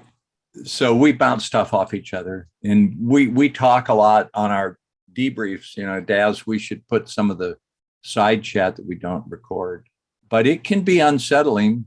How are you, Sean? I think you're probably the most peaceful of all of us. Oh, thanks. Sean has inner peace. I guess I'm good at putting a false front forward then. No, I'm just kidding. Yeah, I mean, I'll second what you're saying there, Dick, about the community really being there for us. I remember when I first discovered remote viewing, and we've all had that experience, where suddenly, we discovered magic was real, and it kind of brings on a crisis, right? Because you start to question all these things you used to think you knew. And it is unsettling because you don't know, okay, well, what else do I think I knew that's not right? And it's hard enough in this world as it is dealing with the skeptics, because we always almost always approach people very timidly or defensively when we're telling somebody about remote viewing. And but it's just because we're conditioned to the world not believing in that or being very skeptical of that and putting us down. So sometimes remote viewers are a little bit like beaten dogs. We're a little shy to share that side of ourselves with people that we're scared we're going to be judged by. So when we know we have a community of people we can talk to, we should be supporting each other and helping each other out as much as we can, because this world is hard enough as it is, with all that stuff going on. So wherever we can, we should be collaborating and cooperating. And I'd rather we not squabble as much about the details of different nuances of the techniques, and really found our because there's so much more we have in common than our differences. Well, Yeah, it's like Daz. When you drew, was it there was a bombing in Beirut, and you drew it exactly and published that as like 3 weeks before it happened. When you saw that happen, when you see the news event and go look at there's something that has to be resolved in your own mind, right? Like you had to go through a little something there. Remote viewing always has had some problems, especially with dealing with target residue. So you get, I remember when Lynn came up with his assigned witness program, and it was like, okay, well, what kind of things just stick to you along the way after working so many targets that it would take a really tough person to just see that whole thing all the way through. Remote viewers themselves, I suspect there's a lot of college educations in this group of people gathered right now. Why on earth would you believe in this? What educated person would believe that this was even possible when science doesn't believe in telepathy? Science doesn't believe in remote viewing. Science believes remote viewing is a cargo cult at best. Why do we believe? And it's got to be something related to the experiential need that we have to be somewhere else, to see something else. So those are the types of things that drive all of us up the mountain that we're going. And along the way, you got to figure out what you can do, what your wingspan is, and what you can take home and what you can't. And then, just the mood swings. If you've got any problems with, I don't want to say neurologic problems, but if you've got any problems dealing with stress, remote viewing can be a stress multiplier times 1,000,000. Yeah. And then you've got that inner stress of success or failure. What if I blow this? That's why I always tell the guys, I don't care if the target's the Taj Mahal and you give me a Volkswagen with 14 clowns packed in it. I don't care. I'll get intel out of it. I will. But for you, don't care. Cordy Brown calls you on the phone and wants you to work target again, just hang up on the guy. Not today, dude. I'm done. Once you do it, you're done. You got to be able to walk away and let that residue expire. Yeah. Don't talk to taskers either. Don't talk to taskers. Don't trust anybody in the system above you. Just work the target and walk away. Okay. Great advice, guys. And yeah, I agree with Dick. It can, both of you really, it can have a toll on you. In crypto viewing, we do a lot of projects that, we just can't put out. To be honest, because we're looking at future events and stuff, and some of the stuff we see is just a bit too controversial to put out there and stuff. So we have to have a lot of good community chat afterwards off air, I would say. We have a bit of quite a bit of banter and breaking it down afterwards, and yeah, it's almost like degousing ourselves from some of the stuff we pick up with. And I had a conversation with Dennis the other day, Dennis from Crypto Viewing, because we did a particularly interesting project looking ahead a couple of months, or a couple of years actually, and I think it's been published now. And it did show some some probable negative effects for Europe, but we looked at some targets in the US during the same time zone. But we did that 2 years ago. We were discussing these targets, and both targets had some pretty negative stuff. And I was saying to Dennis, I was saying, the only people I have to talk to about this kind of stuff, and to almost like demagnetize myself from the negativity that some of these targets cause, and the fact that you're predicting stuff that you can't really talk to anyone about. The only people I have to talk to about this is the Crypto Viewing team. So if you guys out there can get a community of people to help you in your progress as a remote viewer, it will hugely benefit you as well. You shouldn't try to do this as an endeavor on your own out there. And that's why these Friday night chats are good as well. They've been good for the last, I think we've been going on 2 years now doing these most months, and it's generally been a good community effort with is little argument about the nuances of remote viewing as possible, although they do come up now and again. I got a question for you, Daz. Okay. 2009, Dick presented Tanner Dam. 2019, you replicated the effect of Tanner Dam. What did you think of that? Well, after doing that project, it was on my mind for 10 years. I have to be honest, every single day. And it's still on my mind now, and I'm still replicating it in various formats right up until I think December of 2020 when I did another replication project of it. It was an amazing experiment, and it's just plagued. I have to be honest, it's just plagued me because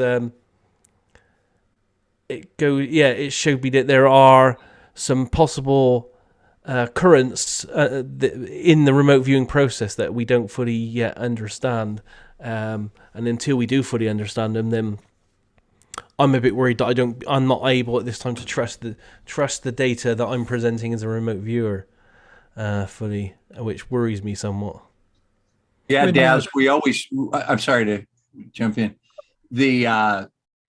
Your hope would be is that you can use remote viewing to get some ground truth, like an accurate, is this real? And we've proven over and over and over and over again that you can get some ground truth, but how often is it wrapped up in some stuff that's really strange, and some things that can affect it that are, it's hard to follow those tendrils of consciousness.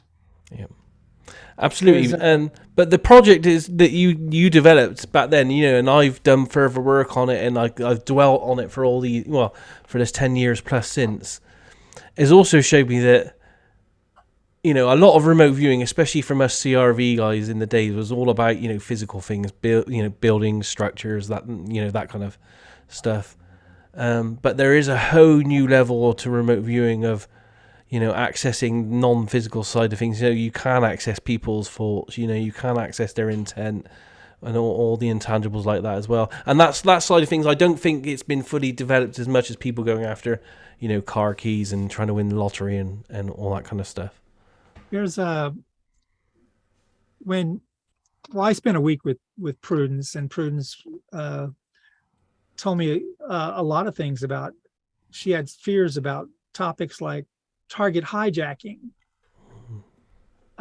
Is it possible? And the answer is yes, it's totally possible. But you know what? It takes a special breed of viewer or targeteer. It's going to be more in the targeteer world to do that. So target hijacking is possible. And if there's some evil minion out there that wants to ruin a remote viewing project, they could, by contaminating the data. So it's a wide open, it's the wild, wild west. And I think, after you you talked at the 2019 SSC IRVA combined, John Cook said he had to stop and think like, okay, well, what do we live in an asylum? You know, of consciousness? Is consciousness this much, this crazy and wacky? And it is. Yeah. It's you're surfing chaos when you're in that world. So the only reason that we get good data is because we know what we're going to go get before we go get it. If we just go out there and sit in the middle of the road, wait to see what hits us, then it may not be a good thing for us. Yeah. So, yeah. But when I saw your replication of it, I'm going, aha, he knows now. Let's see what he does next. I've been playing with it, and I still got some new ideas. Yeah. As I said, I played with it in December, just before this year started, where I did my own version of the experiment, and I gave a target to some Facebook people where I did it off the cuff. I did it in like a 10-minute kind of thing, where I actually tried to insert myself above a physical target, but as a non-physical, to see if they would actually see me as a non-physical floating entity. And yeah, we had some interesting results on that as well. But it's something that, it's plagued me for 10 plus years. And I think it should plague everyone within remote viewing because, we just don't know the mechanism of it at this stage. And, when everyone puts out projects, but especially when people, and I'm going to be honest here and say, some of the Farsight stuff where they're far out stuff of the ET stuff, when you see all that stuff out there and it can't be validated in any way, you have to be very careful on where that information's coming from. I think sometimes a lot of it is actually coming from just a direct information source from the tasker Courtney himself, I think. You know how I keep my mind straight? When I look at all the esoteric stuff and I look at all the wildness that's in the community, I got a stack of remote viewing sessions done by Joe McMonagle. Those things are it's like a target encyclopedia. His approach, how he does everything, and none of it's presented in a crazy way. Like you'll see in a lot of remote viewing sessions, people will go, "Oh, I sense energy." It's like, really? Well, is it electrical energy? Is it some type of mechanical energy? What's going on here? Where Joe will just tell you the turbines have slowed to 32 RPM. And I'm going, this would be like on the Titanic. So it's like, so just find something that you can use to keep yourself stabilized. Yeah. Because if you don't, then you're just another bat flying in the dark. Yeah. So a question I have for you guys is, we're kind of seeing a second wind or a resurgence of HRVG. I'm seeing a lot of people wanting to learn it online and talking about it on all the forums like Reddit and Discord and stuff. Do you have a plan of where it's going in the future? What are the next stages you guys are doing? I know you're doing, CETA's doing classes at the moment. We briefly discussed this. I know Oz is doing classes as well. Is there a formal plan? Do you have like a plan to do online training or anything else? Well, right now in the HRVG, there's only 10 core members, and they're all doing beyond remote viewing.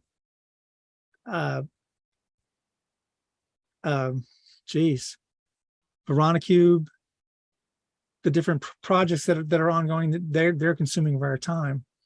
CETA trains. Oz trains, those students go into the working group.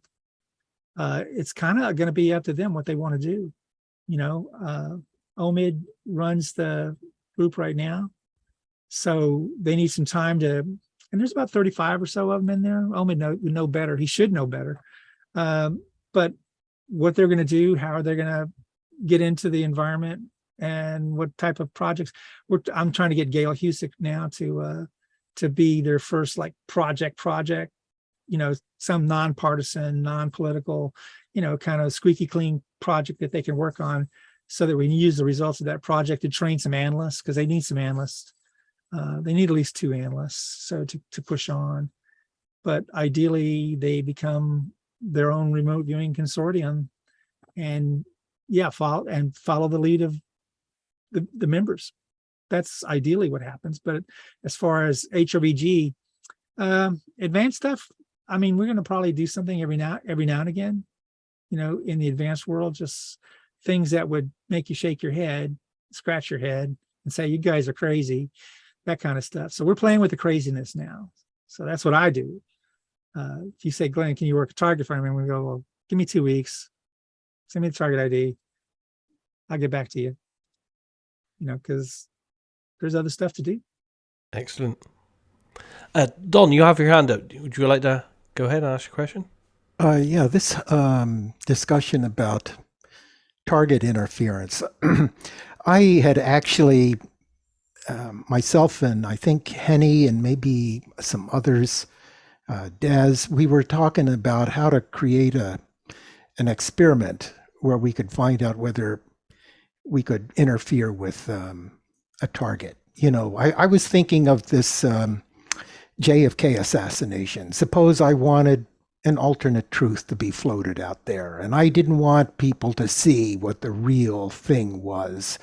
And so that was the motivation. But anyway, you had brought something about this up, and I was just curious, have you ever had a project where you felt there was interference? And were there any strategies or techniques to get past it? You're asking Daz?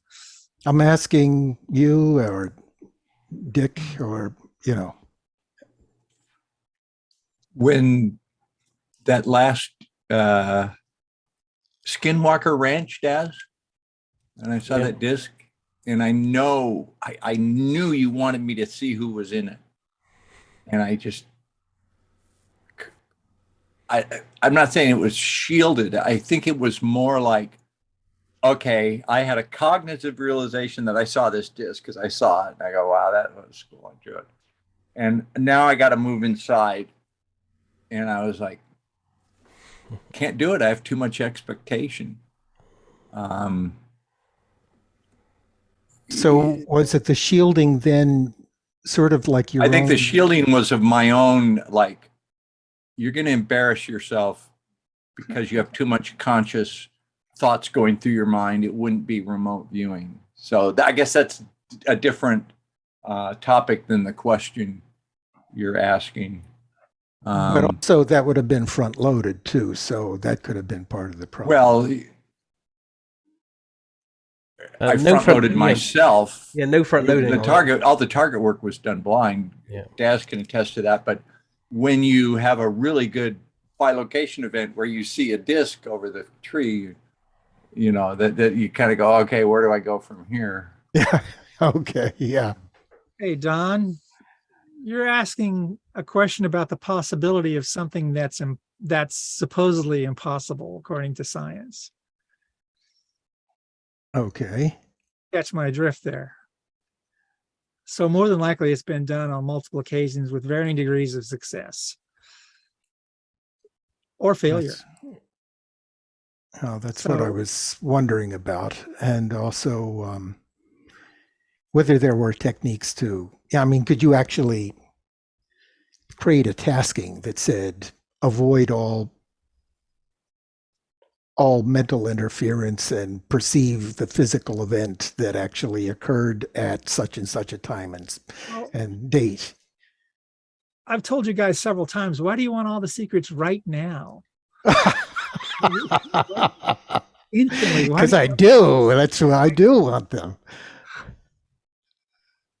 It's like, once you learn them, you keep them to yourself. That's how they stay secrets.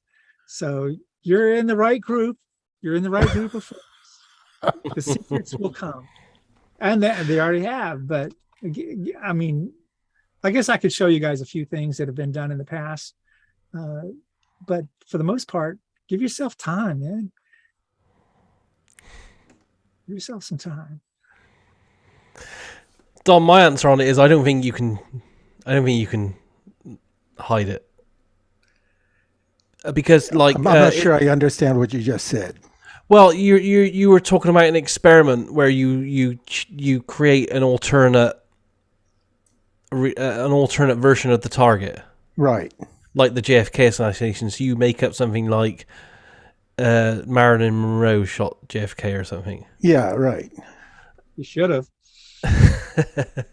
The problem is, I mean, it can be shown like on my website. I gathered all the RV sessions for TWA 800, for example, and it was tasked by 3 different remote viewing groups. One was David Morehouse's group, one was Ed Dames's group, and the other one was Courtney Brown's group. And we all know it was one singular event, but all 3 groups came up with a different version of what happened. One group said it was a missile, one group said it was a terrorist, and one group said it was a part on the plane. So that's 3 different groups on a we know there was a singular event of TWA 800 exploding in some way. The official explanation is that it was a part that went wrong.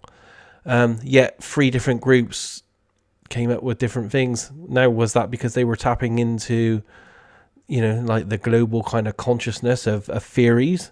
Two groups must have picked up a theory, because it couldn't have been all 3. It couldn't have been a terrorist that on a plane that just happened to have a faulty part, which just happened to be shot down by a missile at the same time. So we know that right. 2 of them are wrong, one of them's right. So that you have to look at what could have caused that, and it could be that when we go out on an RV target, if there are social consciousnesses out there, alternate theories, because alternate theories might be thought of by X amount of millions of people, that add to the dynamic of it. That's just as pick upable as a physical object, or yeah. Going back to the masking and entrainment and the Tanner Dam thing. Are we in most cases just picking up what the tasker wants us to pick up at the target? Let's put Glenn on the spot. What? I didn't do it. You did well. You might have done a remote viewing session on it. You don't want to talk about that. Okay. I'm saying consciousness is eminently malleable. Once you start shaping things, you can do all kinds of little experiments that aren't really problematic, just to see footprints. If you want to see footprints of some effect, you can put that out, and viewers will get the target. They'll get the footprints and other stuff, but it shouldn't raise anything to like an alarm level. What I'd love to have is all the targets worked. All the sessions worked by viewers on targets that didn't turn in. If I had those, then we'd probably see where the weirdness is all hiding. It's stuff that after you do it, you go, I can't send this in. I'm not sending this in under my name.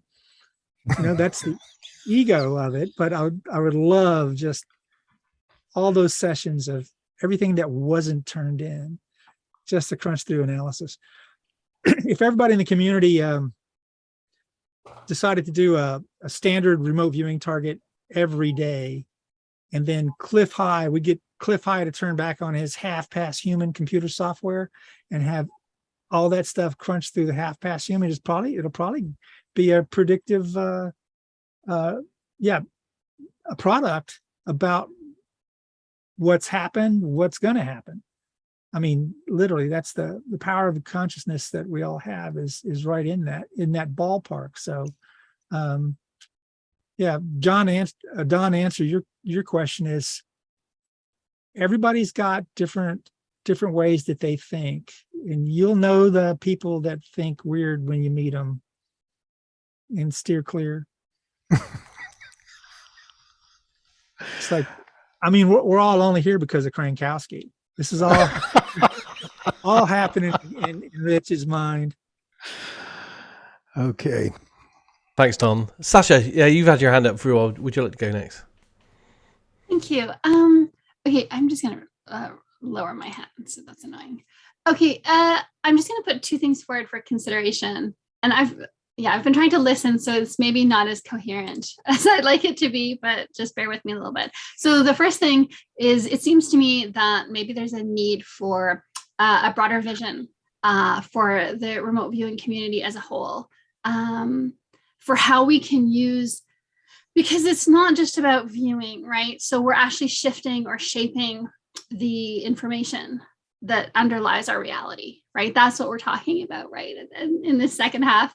And so how can we use that for more than just predicting which sports team will win so we can make 20 bucks on a bet, or which crypto will go up, or just to prove to our friends and family that magic exists? Like, I wonder if we don't need some kind of a broader vision for, okay, what are the actual deeper implications to the fact that we're able to shape, shift, edit to some extent, or at least add to the information that underlies our reality? What can we do with that?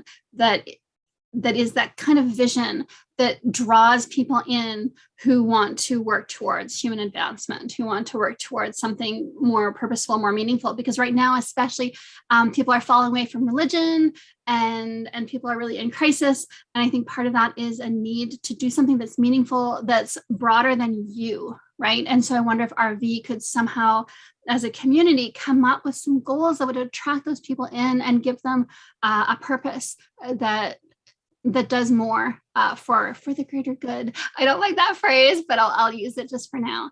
The other thing that I wanted to put forward for consideration is, so I understand some of what we're able to do is really powerful, and you don't necessarily want bad people, I guess, using this.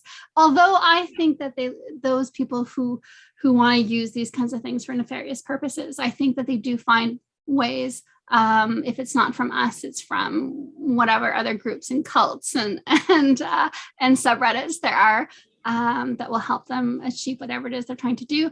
But I think one of the problems with, I want to say, secret societies, just for the sake of this example, is the problem with secret societies is when there's a war, when there's a plague, when there's massive social instability, when the internet goes down, a lot of their information is lost or distorted. And so what you end up with on the other end of any kind of disruption is watered down knowledge, or knowledge that's not really useful, and all the really closely held secrets are lost. And I have some concerns about that in terms of some of the more powerful things that remote viewing can do. Because yes, okay, you want to keep it out of the hands of children, but at the same time, you don't want it to get lost. Right now, there's so much uncertainty, and there's sudden adult death syndrome where healthy people are just dying in their sleep, apparently, for no apparent reason. And I think we have to think about that in terms of who has this information and how is this information being passed down. So these are just things that I'm thinking about while I'm listening to this chat. And I just thought I would put it out there for consideration. At HRVG, you are what we call a fluffy bunny. You know, you're looking for the good and all. And it's like, I like to remind everybody that, you know, basically we're predators. Our eyes are in the front of our face, co-faced with our ears. Our mouth and our nose is right there. I mean, our nature is that of the predator, not the heavy thinker, the person looking to do, you know, goodwill towards all, you know, I mean, nice things to think of. But the goody two shoes effect doesn't have a lot of momentum. So you have to almost go to a secret society to enjoy that on a smaller level. Because if you look at the world, if you look at Chicago after a weekend of, you know, high-speed shooting and driving, no, it's just not out there. They're not ready for it. I mean, more than likely throughout the history of all mankind, they've been told how to make everything great along the way, but they never did it because it's beyond the build of their nature. And in this case, like say, find a fluffy bunny society and get in there. And yeah, and then you'll get some realization of what you're looking for. And then lost data. I mean, half a hamburger is better than no hamburger when you're hungry for knowledge. Because you know what? More than likely, you can sort the rest of it out.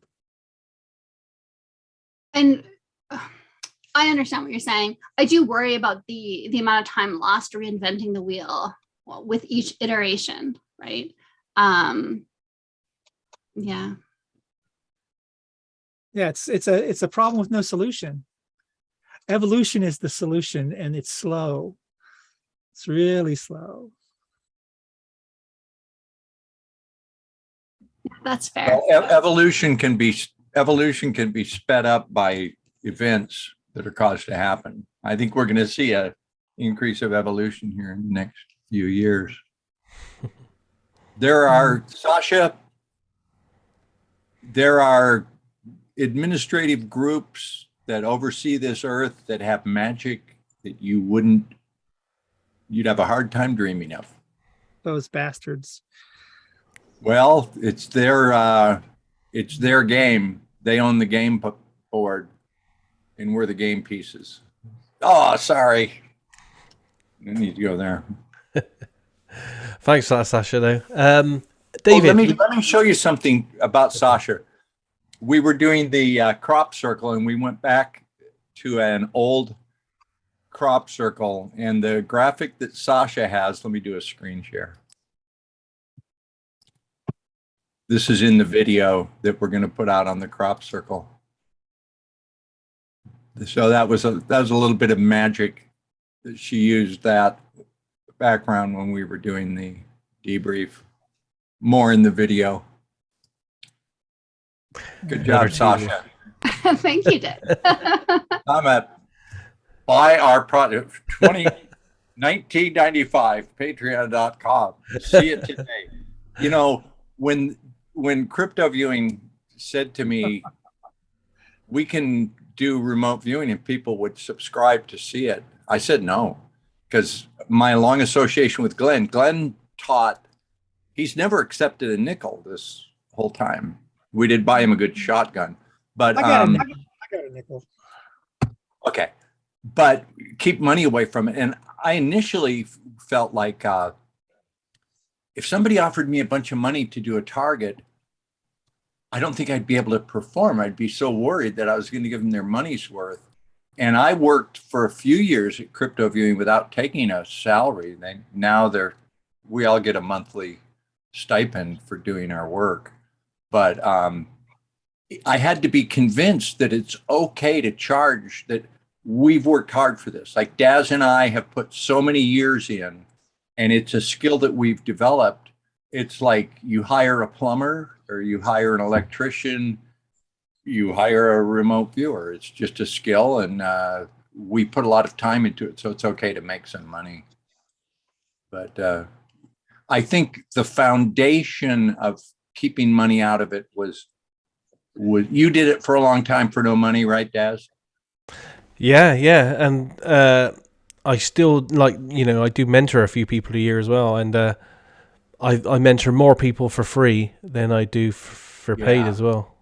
Yeah, I've taught one person that gave me some money, but other than that, I mentored Naeem for a number of years, and he kept sending me sessions. Hey, I did this, and I finally said, why don't you do some work on the side? Like, here, let me give you crypto targets, and now he's a big part of the team. I think more important than that, Dick, is what Daz has done over the years between 8 Martinis. He's been out there, not really in anybody's camp to any great degree, but generally stimulating the community itself, either by the Friday nights or the magazines, or communicating on everybody's forums. I mean, so so you're about the only guy that's doing it for nothing, Daz. Well, I do get help from CryptoView now, and I'm honored to get that, and it's great that we are a successful business doing that, because if I wasn't getting that money from CryptoViewing to help me out, I literally wouldn't be able to do the remote viewing that we do. I would be doing some kind of whatever job I could get as a 52-year-old man with hardly any skills except for design nowadays. So yeah, I'm thankful for it. It's been great so far, and it's great. It's great with all you guys. The community the last few years in remote viewing has come on leaps and bounds. You know, we still have problems. We still have tribalism. We still have some people wanting to enforce their rules and ways of thinking amongst everyone else. But generally, as a community, it's spread far and wide, and we have a great community on Facebook to some degree without the wars. But, you know, there are great communities on Reddit and on Discord. So anyone looking for a good place for a community, there are good places to start. Talking about that, one of the guys that does Discord, David, had his hand up for a long time there. If he wants to ask his question there. Oh yeah. So Glenn, you put a couple of slides in your presentation and then said, I can't talk about that or this. There's a couple of other things that you said are a secret. Sasha made a good point about secrecy. But I've developed skills through RV training and other esoteric sorts of training that are all available publicly that could definitely be misused. And Dick made a good point as well that, you know, the people who are really going to misuse this stuff have it already. So in light of that, what do you think is the net benefit to the broader RV community and humanity as a whole of being secretive about your research projects and keeping everything kind of buttoned down? Well, I think people need to be told that there's some bad things in the woods out there. You know, there might be a tiger lurking here or there. That's within the scope of what they do. A lot of times I kind of think, especially when it comes to like the Damocles project, well, I'm not going to really say a whole lot about it other than the fact that the project itself shows the linkage of everything and everybody. Once you have enough information about a thing, then you can design around it. If there's an effect in remote viewing that you're aware of, like let's say you get insight to someone's, like, their memories. If you can access someone's memories, can you be selective about that, or is it just going to be whatever they're remembering at the time? So those types of information cause some ethics alarms to go off, but you have to look at them to realize, like when Prudence, geez, I don't remember the year she came out, but when she was talking about the problems with the possibilities of target hijacking, and then that's only one step away from mind hijacking. So what's the architecture between hijacking a target and hijacking a mind, or putting a thought in a mind that it's not native to that mind? The thing is, you can learn to do that for free. You know, it's not a secret. It's out there. So what's the benefit to keeping your secrets? Not within that ability. That's not within my knowledge base. I'm not really aware. I mean, my whole life has been jumping out of planes, crawling on the ground. The only time I ever got to do anything that was cerebral to any great degree was working with Richard Arlen and then training all the local tribal Hawaiians here. And the only reason we've been that successful is because we're on an island. They can't go nowhere. So, yeah, I just, there's a lot that out there that I do not know. There's a lot of, like, I don't know, Dick and I might become something this year. What was I talking to you about doing, Dick, as a project for this year? I forget. What was it? On purpose. Say that again. That little building up by Schofield Barracks. Dick and I are going to become Masons. Oh yeah. Oh, okay. Secret societies. Well, they got to know stuff we don't, right? Oh, they don't. They've forgotten all their secrets. They're a great drinking club, though. We're ready. We're ready. So learn the secret handshake. Yes. So the issues with me on things like that is, like, and Sasha kind of said it to a degree, you got to be careful what you hand the kids to play with. So, yeah. The thing is, the kids can find it all on Google. I did. And people do get themselves into a mess. But do you think that there's a greater loss by keeping your research, which is done kind of more responsibly, a secret, so that there isn't that context for people who do because people are going to find this stuff, and you can do a Google search, you can find this stuff, and you can do it. So, I mean, my opinion is that it's better to put stuff out there that's done by more level-headed people who can say, look, here are the caveats, here are the dangers, this isn't real, that's subjective, rather than, the crazy people are going to put the stuff out there anyway, and they have. So isn't it better to be open about this stuff rather than secretive?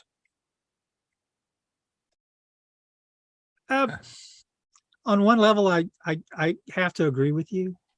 The logic is clear, but the planet isn't really populated by the smartest folks I've ever met, ever. And then, geez, I'm thinking of two things I learned in the 70s. A walk through the ocean of most souls will scarcely get your feet wet, for one. And the second one was more recent. Be careful what you want to do. Be careful what you want to see. So I kind of think that some people can handle it, some people can't. I mean, there's trillionaires and billionaires and millionaires, and then there's people that live in a box outside the bridge across, the border from Texas to Tijuana. That's California to Tijuana. It's been very interesting for me to work with Glenn, and now another mentor who people at Crypto Viewing will know, our special friend. I was a journalist. I was a reporter. For me, the default position is to get whatever knowledge you can, and the value of that knowledge was to disseminate it as quickly as possible, as much as you could. When you're a reporter, you get the big story, you want to get it before the newspaper gets it or the other station, so you put it out. So I, throughout my life, have this let's do a video on that. Let me record this, and thankfully I did record a lot of it. We know, Dick, we know. Okay. Now I'm working with Glenn, who was a spy, and the value of information and knowledge to him was to hold it, and they alone knew it. So that's a dichotomy of I'm let's tell everything, and Glenn is let's hold this close and see what we did. The value is knowing it, not telling it to everyone. Well, if you told everybody everything that you knew, part of it's going to be crazy as hell, and then you got your own idea of reality that you like to hold on to, because you don't want to think that you're the cause of some misfortune or somebody, turning to the dark side, which is totally possible in this environment. And there's been a lot of folks turn to the dark side. I'm seeing, the scams with the ARV contests. It's like there's wolves out there feeding on the sheep. It's like, come on. Yeah, my position is that more information from responsible people makes the environment safer for people who might fall into those traps, fall down those rabbit holes. Because if there's silence from the responsible people, and we're all in our secret societies, and we're keeping silent and being responsible and only giving the knowledge to the people who should have it, then the only information that's out there is controlled by people who are not being responsible in that way. So it's almost like with the internet now and the dissemination of information, maybe we have to step up and be like, okay, we have to be less secretive about this. But there's some knowledge that people don't deserve. They haven't earned. But they can't do anything with it. You need to, knowledge you need to earn. We get it every week. How can I remote influence people to give me money? And how can I kill people with my mind? And it's like, you can't, because your mind is a mess. I love how you think. This stuff is not accessible to people who haven't done their work. The secrets keep themselves by virtue of being meaningless or impossible or inaccessible to people who are not ready for them. They're not secrets because nobody tells you them. They're secrets because you can't absorb them. You can't have them if you're not ready for them. They're self-keeping secrets.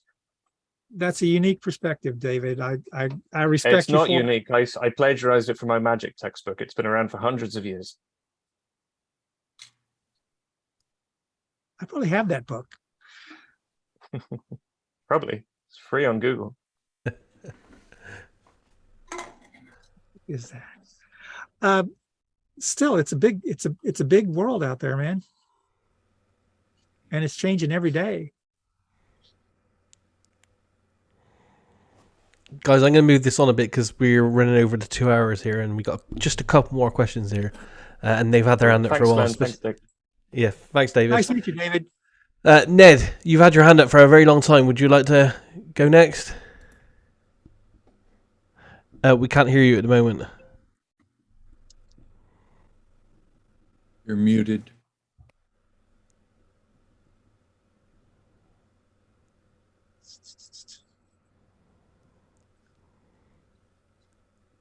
Lower left-hand toolbar, you should have a microphone there. You've Click got to it. unmute yourself, Ned. We could come back to you, Ned, in a minute if you get that in hand, because Ida's also had her hand up for a while. Would you like to ask your question, Ida? Yes, actually, I have a question, and also like to thank Glenn. It took a few years, but I found out my father was a spy, and I felt very fortunate that I didn't know that until later in life when I could process that. So just, you know, when you use the word ethical as opposed to moral, I have a very specific definition for each word. And yeah, Glenn makes a good point on that. My question is, and it kind of goes to the fuzzy bunny comment, but I was speaking with someone in the community not too long ago, and she made the comment because I asked a specific question about a destructive influence. And she's like, oh no, we don't talk about those things. We only talk about the positive things. And I'm like, okay, now I had a degree in physics. So when you say positive, what are you talking about? And so our conversation closed down pretty quickly because we have to work from the same definitions to make sense of all this. Okay, to make the sense of our little bandwidth. And so I'd like to get some comment on that. We say remote influencing is bad. Well, I know plenty of people who went into marketing and they're making a whole lot of money and they're influencing people who don't know they're actually being remote influenced. Well, I was on a panel at IRVA some years back with Paul and Lynn and these other guys, and we all share a common history in collecting intelligence during the Cold War. And the panel was on the ethics, what type of ethics were going to be in remote viewing. And then people one by one gave their spiel on what they thought was going on with the ethics in the community. And they got to me and I said, you know, I look around and like I said, we're all spies. Why would you ask us about ethics? I mean, what makes you think we're ethical people? It's like, and then of course, Paul has to go harumph. It's like, oh, well, we're like, we're good people now. It's like, no. So I know there's not a lot of great people. One of the problems we have right now is a disparity between belief systems with the younger people and the middle-aged people and the older people. I call it the snowflake dilemma. Like, there's no way that we can communicate. I mean, we're losing our ability to communicate to people that are 15 years old, 17 years old, 18 years old. So there's almost no way that I can effectively communicate with them these days because we speak an entirely different language. We have entirely different kind of like mores and things that would be extreme to me. They don't think anything about it. So, I mean, it is a dilemma. I think that ethics in remote viewing will become a major thing along the way because then we have to ask. It's like, do you want to be remote viewed? Like, Daz, do you want Don DiCorcelli remote viewing you tonight? You know, it's like, well, ideally, no. You know, so no, we don't want those. As people's abilities evolve and they get to be more accurate in what they can detect and see and feel, do you really want that cat scratching at your door? No, I don't think so. But yeah, go ahead, Miss Ida, if you're got more. Oh, in the comment about the we're only going to focus on positive things. I mean, like I said, I grew up in a rather unusual situation. I'll leave it at that. And I mean, one of my first toys my father bought for me was a tank. I mean, it was a toy, but I could get in it and ride around in it. And so I had an unusual background. Now, he survived everything he did because of his, I'm trying to think of the polite way to phrase this. Instincts. Instincts, that's a good word. Thank you, whoever said that. But it's you know, as he tried to train us all, and that isn't the socialization that you're given in everyday life, especially with some people. You know, if you do this, this, and this, everything is good and nothing can hurt you. Yeah, the father-daughter relationship is a weird one, especially when the dad thinks the tank is an appropriate toy. But it goes both ways. I was at a formation for some big parachute thing that we were doing at Fort Bragg, and my daughter ran up with a couple of her little friends, and she held her hand out, and she said, "Hey, watch my dad eat these worms." And I'm going, "Really, Courtney? Really?" So I had to eat a bunch of worms for her because, you know, that was her thing. She thought that was like, you know, yeah. But since then, you know, she's flown in F-15s, F-14s. She's retired now from the Air Force, which is like a really good thing for her. But the relationships between our youth and our parental, we've lost that now. Like if I was a dad right now and I had a new kid, I'd have to keep them at home. I'd have to be homeschooled, I'd have to be the major thing in their life. I couldn't turn them over to the civilians. They're crazy. Well, it's just me saying that. I just think the world is like going bonkers right now. Different, very different. Dude. Okay, but do you believe, as I said, going back to this, the difference between, I mean, a code of ethics, ethics means a code of ethics. It's written down, everybody agrees to it. I mean, that's the standard definition for a code of ethics. I have to sign off on those in various licenses that I have and all this. But should that mean telling people, oh, well, just because somebody threatened, and I'm not saying physically threatened, I mean, just, you know, we don't talk about the bad stuff. Well, the problem with trained and learned ethical practices and procedures have been undermined by society. Society has now begun to dictate what's ethically, what's ethical. I mean, you can't, there are things that you would never allow that society allows. I mean, we can make long lists of things that are allowed in the society that we reside in, but we would personally never allow them, endorse them, or train our children to be complicit with it in any great way. You know, it's a different world now. So ethically, that'll be like big in maybe 10, 15 years. You know, when science figures out how this works, the lawyers are going to be all over us. So statute of limitations will be important then. So if it's been 7 years since you remote viewed Daz Smith, you're probably going to be good.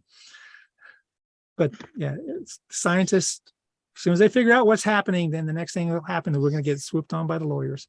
Yeah. I totally agree. That place, it will be a nightmare then, because you could essentially say me and Dick and crypto viewing guys are being unethical every time we do a crypto viewing target and we go into the minds and the heads of the people that are creating the cryptos. to think about what they're thinking, where they're taking their intellectual property and everything. So that's kind of unethical when you think about. You guys will be the ones that define what the crime actually is. Yeah, You're Well, guilty of we as in the second offense. Yes, second degree. we redact data all the time. I mean, there's sometimes where in the debrief, like we get told, because there's people watching us that we have editors like, don't show that, or like page 12. Yeah, we've gotten contacted by some crypto people that saw our work. I interviewed Jared Tate of Digibyte. He saw that I drew him exactly and described him and described his coin. So I got to talk to him in person, and it was really a hoot to meet him in person. There was one company that they had a top secret project, and we remote viewed it was one of our crypto targets, and we had outlined their top secret project. Like, they're going to have this and this and this. And they contacted us, said, wow, kind of keep that under, yeah. I think it's an amazing remote viewing is, and I guess we're going to wrap pretty soon. I guess one of the points we wanted to make is law one.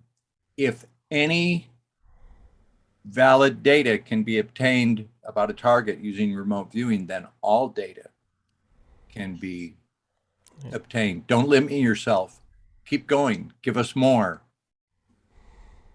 Try to name the target. Yeah. Hey, Ned's still got his hand up there, Ned. Yeah, Ned, do you want to ask your question, make it the final question of the night? Yeah, has there been any, because earlier I saw on Facebook 3 remote viewers seeing not a very pleasant sight somewhere in Europe. And one describes it as a mushroom associated with the nuclear detonation of a nuclear warhead. Has there been any forward-looking remote viewing with the war in Ukraine or in Europe? Saan ka sa Pilipinas?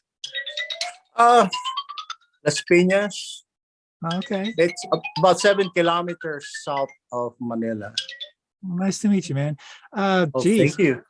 You know, it's I used to go there every year for the coup, man. You remember Gregorio Holosan? Yeah. Greg Gringo, yeah. Oh, with a war going on, it's like the worst possible time to be like remote viewing Europe, because you've got, I mean, the levels of anxieties that are occurring is just got to, I mean, when you land in Europe, when they open the door to the plane, you got to, the fear and anxiety has got to be the first thing you smell. Oh, wow. So, yeah. So, but if you come to Hawaii, the first thing you smell when they open the door of the plane is the heavy, wet air and the flowers. Yeah. But I know there's been a lot of, that's what the expectation is. That's what the fear is that there'll be some type of low-level tactical nuclear device used by Putin. But man, everything has a price. You know, everything has a price. You do something like that, then I'll tell you, Europe will unify into a steel rod that will beat Putin in the head again and again and again. They'll have it. It'll be everything or nothing. Alles oder nichts. Everything or nothing. Okay. So, thanks for the question. Can I comment on the last topic about lawyers and stuff? Because it's known that even in CIA Director Robert Gates is known not to believe in remote viewing. So how can they come up with a case when even the agency heads do not believe in this remote viewing? Well, Bill Gates or Bob Gates, Robert Gates. I will tell you, the CIA, I've had dealings with them over the years, being in the type of job that I had. They're not to be trusted. They're not to be believed at any level. They're the most skullduggery bunch of thugs you ever seen, heard tell of, or stepped on. So just No, it's the worst kind of person ever. You know, yeah. So just Okay. being the CIA director is nothing in the scope of like having a brilliant government career. So Okay. don't believe any of it. Because they Ned, do. Ned, I assure you that people in positions of authority, real authority that are not just figureheads, they know about remote viewing. They know about many things that knowledge is only parceled out, the secret knowledge, to those who, and the other guy we were talking to, I forgot his name, is going to dispute this, but it's, you David don't, H. you're not in a real, David, yeah, you're not in a real position of authority without knowing. I see. Yeah. Yeah. know. Robert Gates, political appointee. Right. Is that true, Glenn? He would be a political appointee, not the real keeper of the institutional knowledge. Right. They have to be able to exercise a certain amount of plausible deniability in the event that somebody that's leaving the agency decides to spill some beans on the floor or to the press, to somebody like you. He was in charge when disclosure happened in '95, right? So what happened was they realized that this skill, this technology of remote viewing was going to be revealed to the public. So they came out with a limited release and said, well, yeah, we tried it, but it doesn't really work. And it was questionable. And that was a limited hangout. So, well, Dick, here's the problem. Why was there nobody in the program on the military side ever get above the rank of lieutenant colonel? And then there was only 2 of those. Most of them were majors or frocked majors, captains, a couple of NCOs, Buchanan, SFC, he might have made master sergeant at retirement or right before retirement. And then Riley, master sergeant or first sergeant, depending on which way you went. Right. So you didn't go there for your career enhancement. And most assuredly, officers that went there, their careers were done. That was their last place that they were going to be. So, like, I mean, Dave came out of Ranger Battalion, and when he went up there, he knew he was done. They just know. So it's a career killer. Anybody in the government associated with something that's a career killer, their careers get killed too. So what they've got to do is they got to exercise some degree of plausible deniability to state that, yeah, we was looking at this. We only spent $20 million, but you know, it wasn't really that good. But and then shove Jessica Utz under the bus and a few other folks under the buses, because, and then what did Hyman and those guys actually see? They weren't allowed to look at any of the remote viewing work actually done by the active duty military viewers. They couldn't assess any of that because that stuff was considered classified. Hyman didn't have a clearance, still doesn't have a clearance. He's probably still around too. And then the Crest report. When you look at it, anything associated with something that can be a little bit icky, like remote viewing and government tax dollars, they're going to run from it as fast and as hard as they can because it's a career killer. It totally is. And then, the biggest years of growth for the remote viewing community, and Paul won't tell you this, was the Navy expansion because Vice Admiral Bobby Inman was Dernza, director of the National Security Agency. So all that kind of stuff is fine at that level, in that end of the business. But as soon as you cross the line into the civilian world, or civilian agencies like DIA, like DIA is not an intelligence agency. They are not authorized by charter to collect intelligence. Only certain units can do that type of activity. They're a clearinghouse. So when the remote viewing unit got moved over into DIA, could they collect anything? Not legally. They couldn't task anything. I mean, I've gone with I've asked Dale about Charlie Jordan, the customs guy, where the obvious UCID 18 violation of remote viewing in American, having active duty military and or civilians employed by the Defense Intelligence Agency remote view in American is like, well, that's a no. So stuff happens along the way, and Dale has got such a way about of himself. I think Dale could get out of a bear trap without even a scratch. So it's an interesting world. But as soon as it became public knowledge, anybody that wanted to continue pursuing a government career had to get as far away from it as possible. I see. Well, another topic. Do you have any prediction or vision as far as the Philippines is concerned now that the son of Ferdinand Marcos is now the president? Oh man, I love the Philippines. Been there a lot. I would just tell you that it's a country that tailored itself after the American model. But sometimes, sometimes it kind of gets a little bit off course. But well, yeah, go ahead. Stay out of Mindanao. Stay out of Mindanao. You'll be fine. Oh wow. Okay. I haven't been there for over 20 years now. Thank you very much, Glenn and Dick. And thank you for having me. Thank you for answering the questions. Really thanks all you appreciate guys it. for showing up. I hope we gave you. Can I end with one thing? For those of you who haven't seen Glenn's work, I'm going to embarrass him now. This was a blind target that I tasked, and he worked. It was blind, and I videotaped it.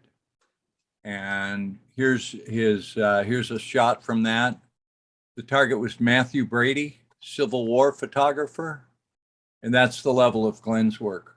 He did a 90-minute video where he detailed every aspect of this man's life. We had to go through the video sentence by sentence and then go do research on the internet to verify the data was just incredible. So Glenn, sorry to do that to you, but that's okay. I'll send you $10, Dick. Don't worry. Okay. That was impressive. I remember when you made that sketch, and I was in the room with the camera going, I was just trying to not show my emotion and my awe. Dick, my job is to replicate myself, and that's what the Guild is. So, and we're on the road. So, I remember Glenn's New Mexico balloon project. Yeah, you had a CD out on there, I believe. Rich, I've always had my eye on you. Now I know why. I want to thank you guys for coming along tonight, especially Glenn, Dick, and Sean, and sharing with us, and for you guys as well for asking all your questions. It's been a great evening, but I think we should round it out there because we're at 2.5 hours.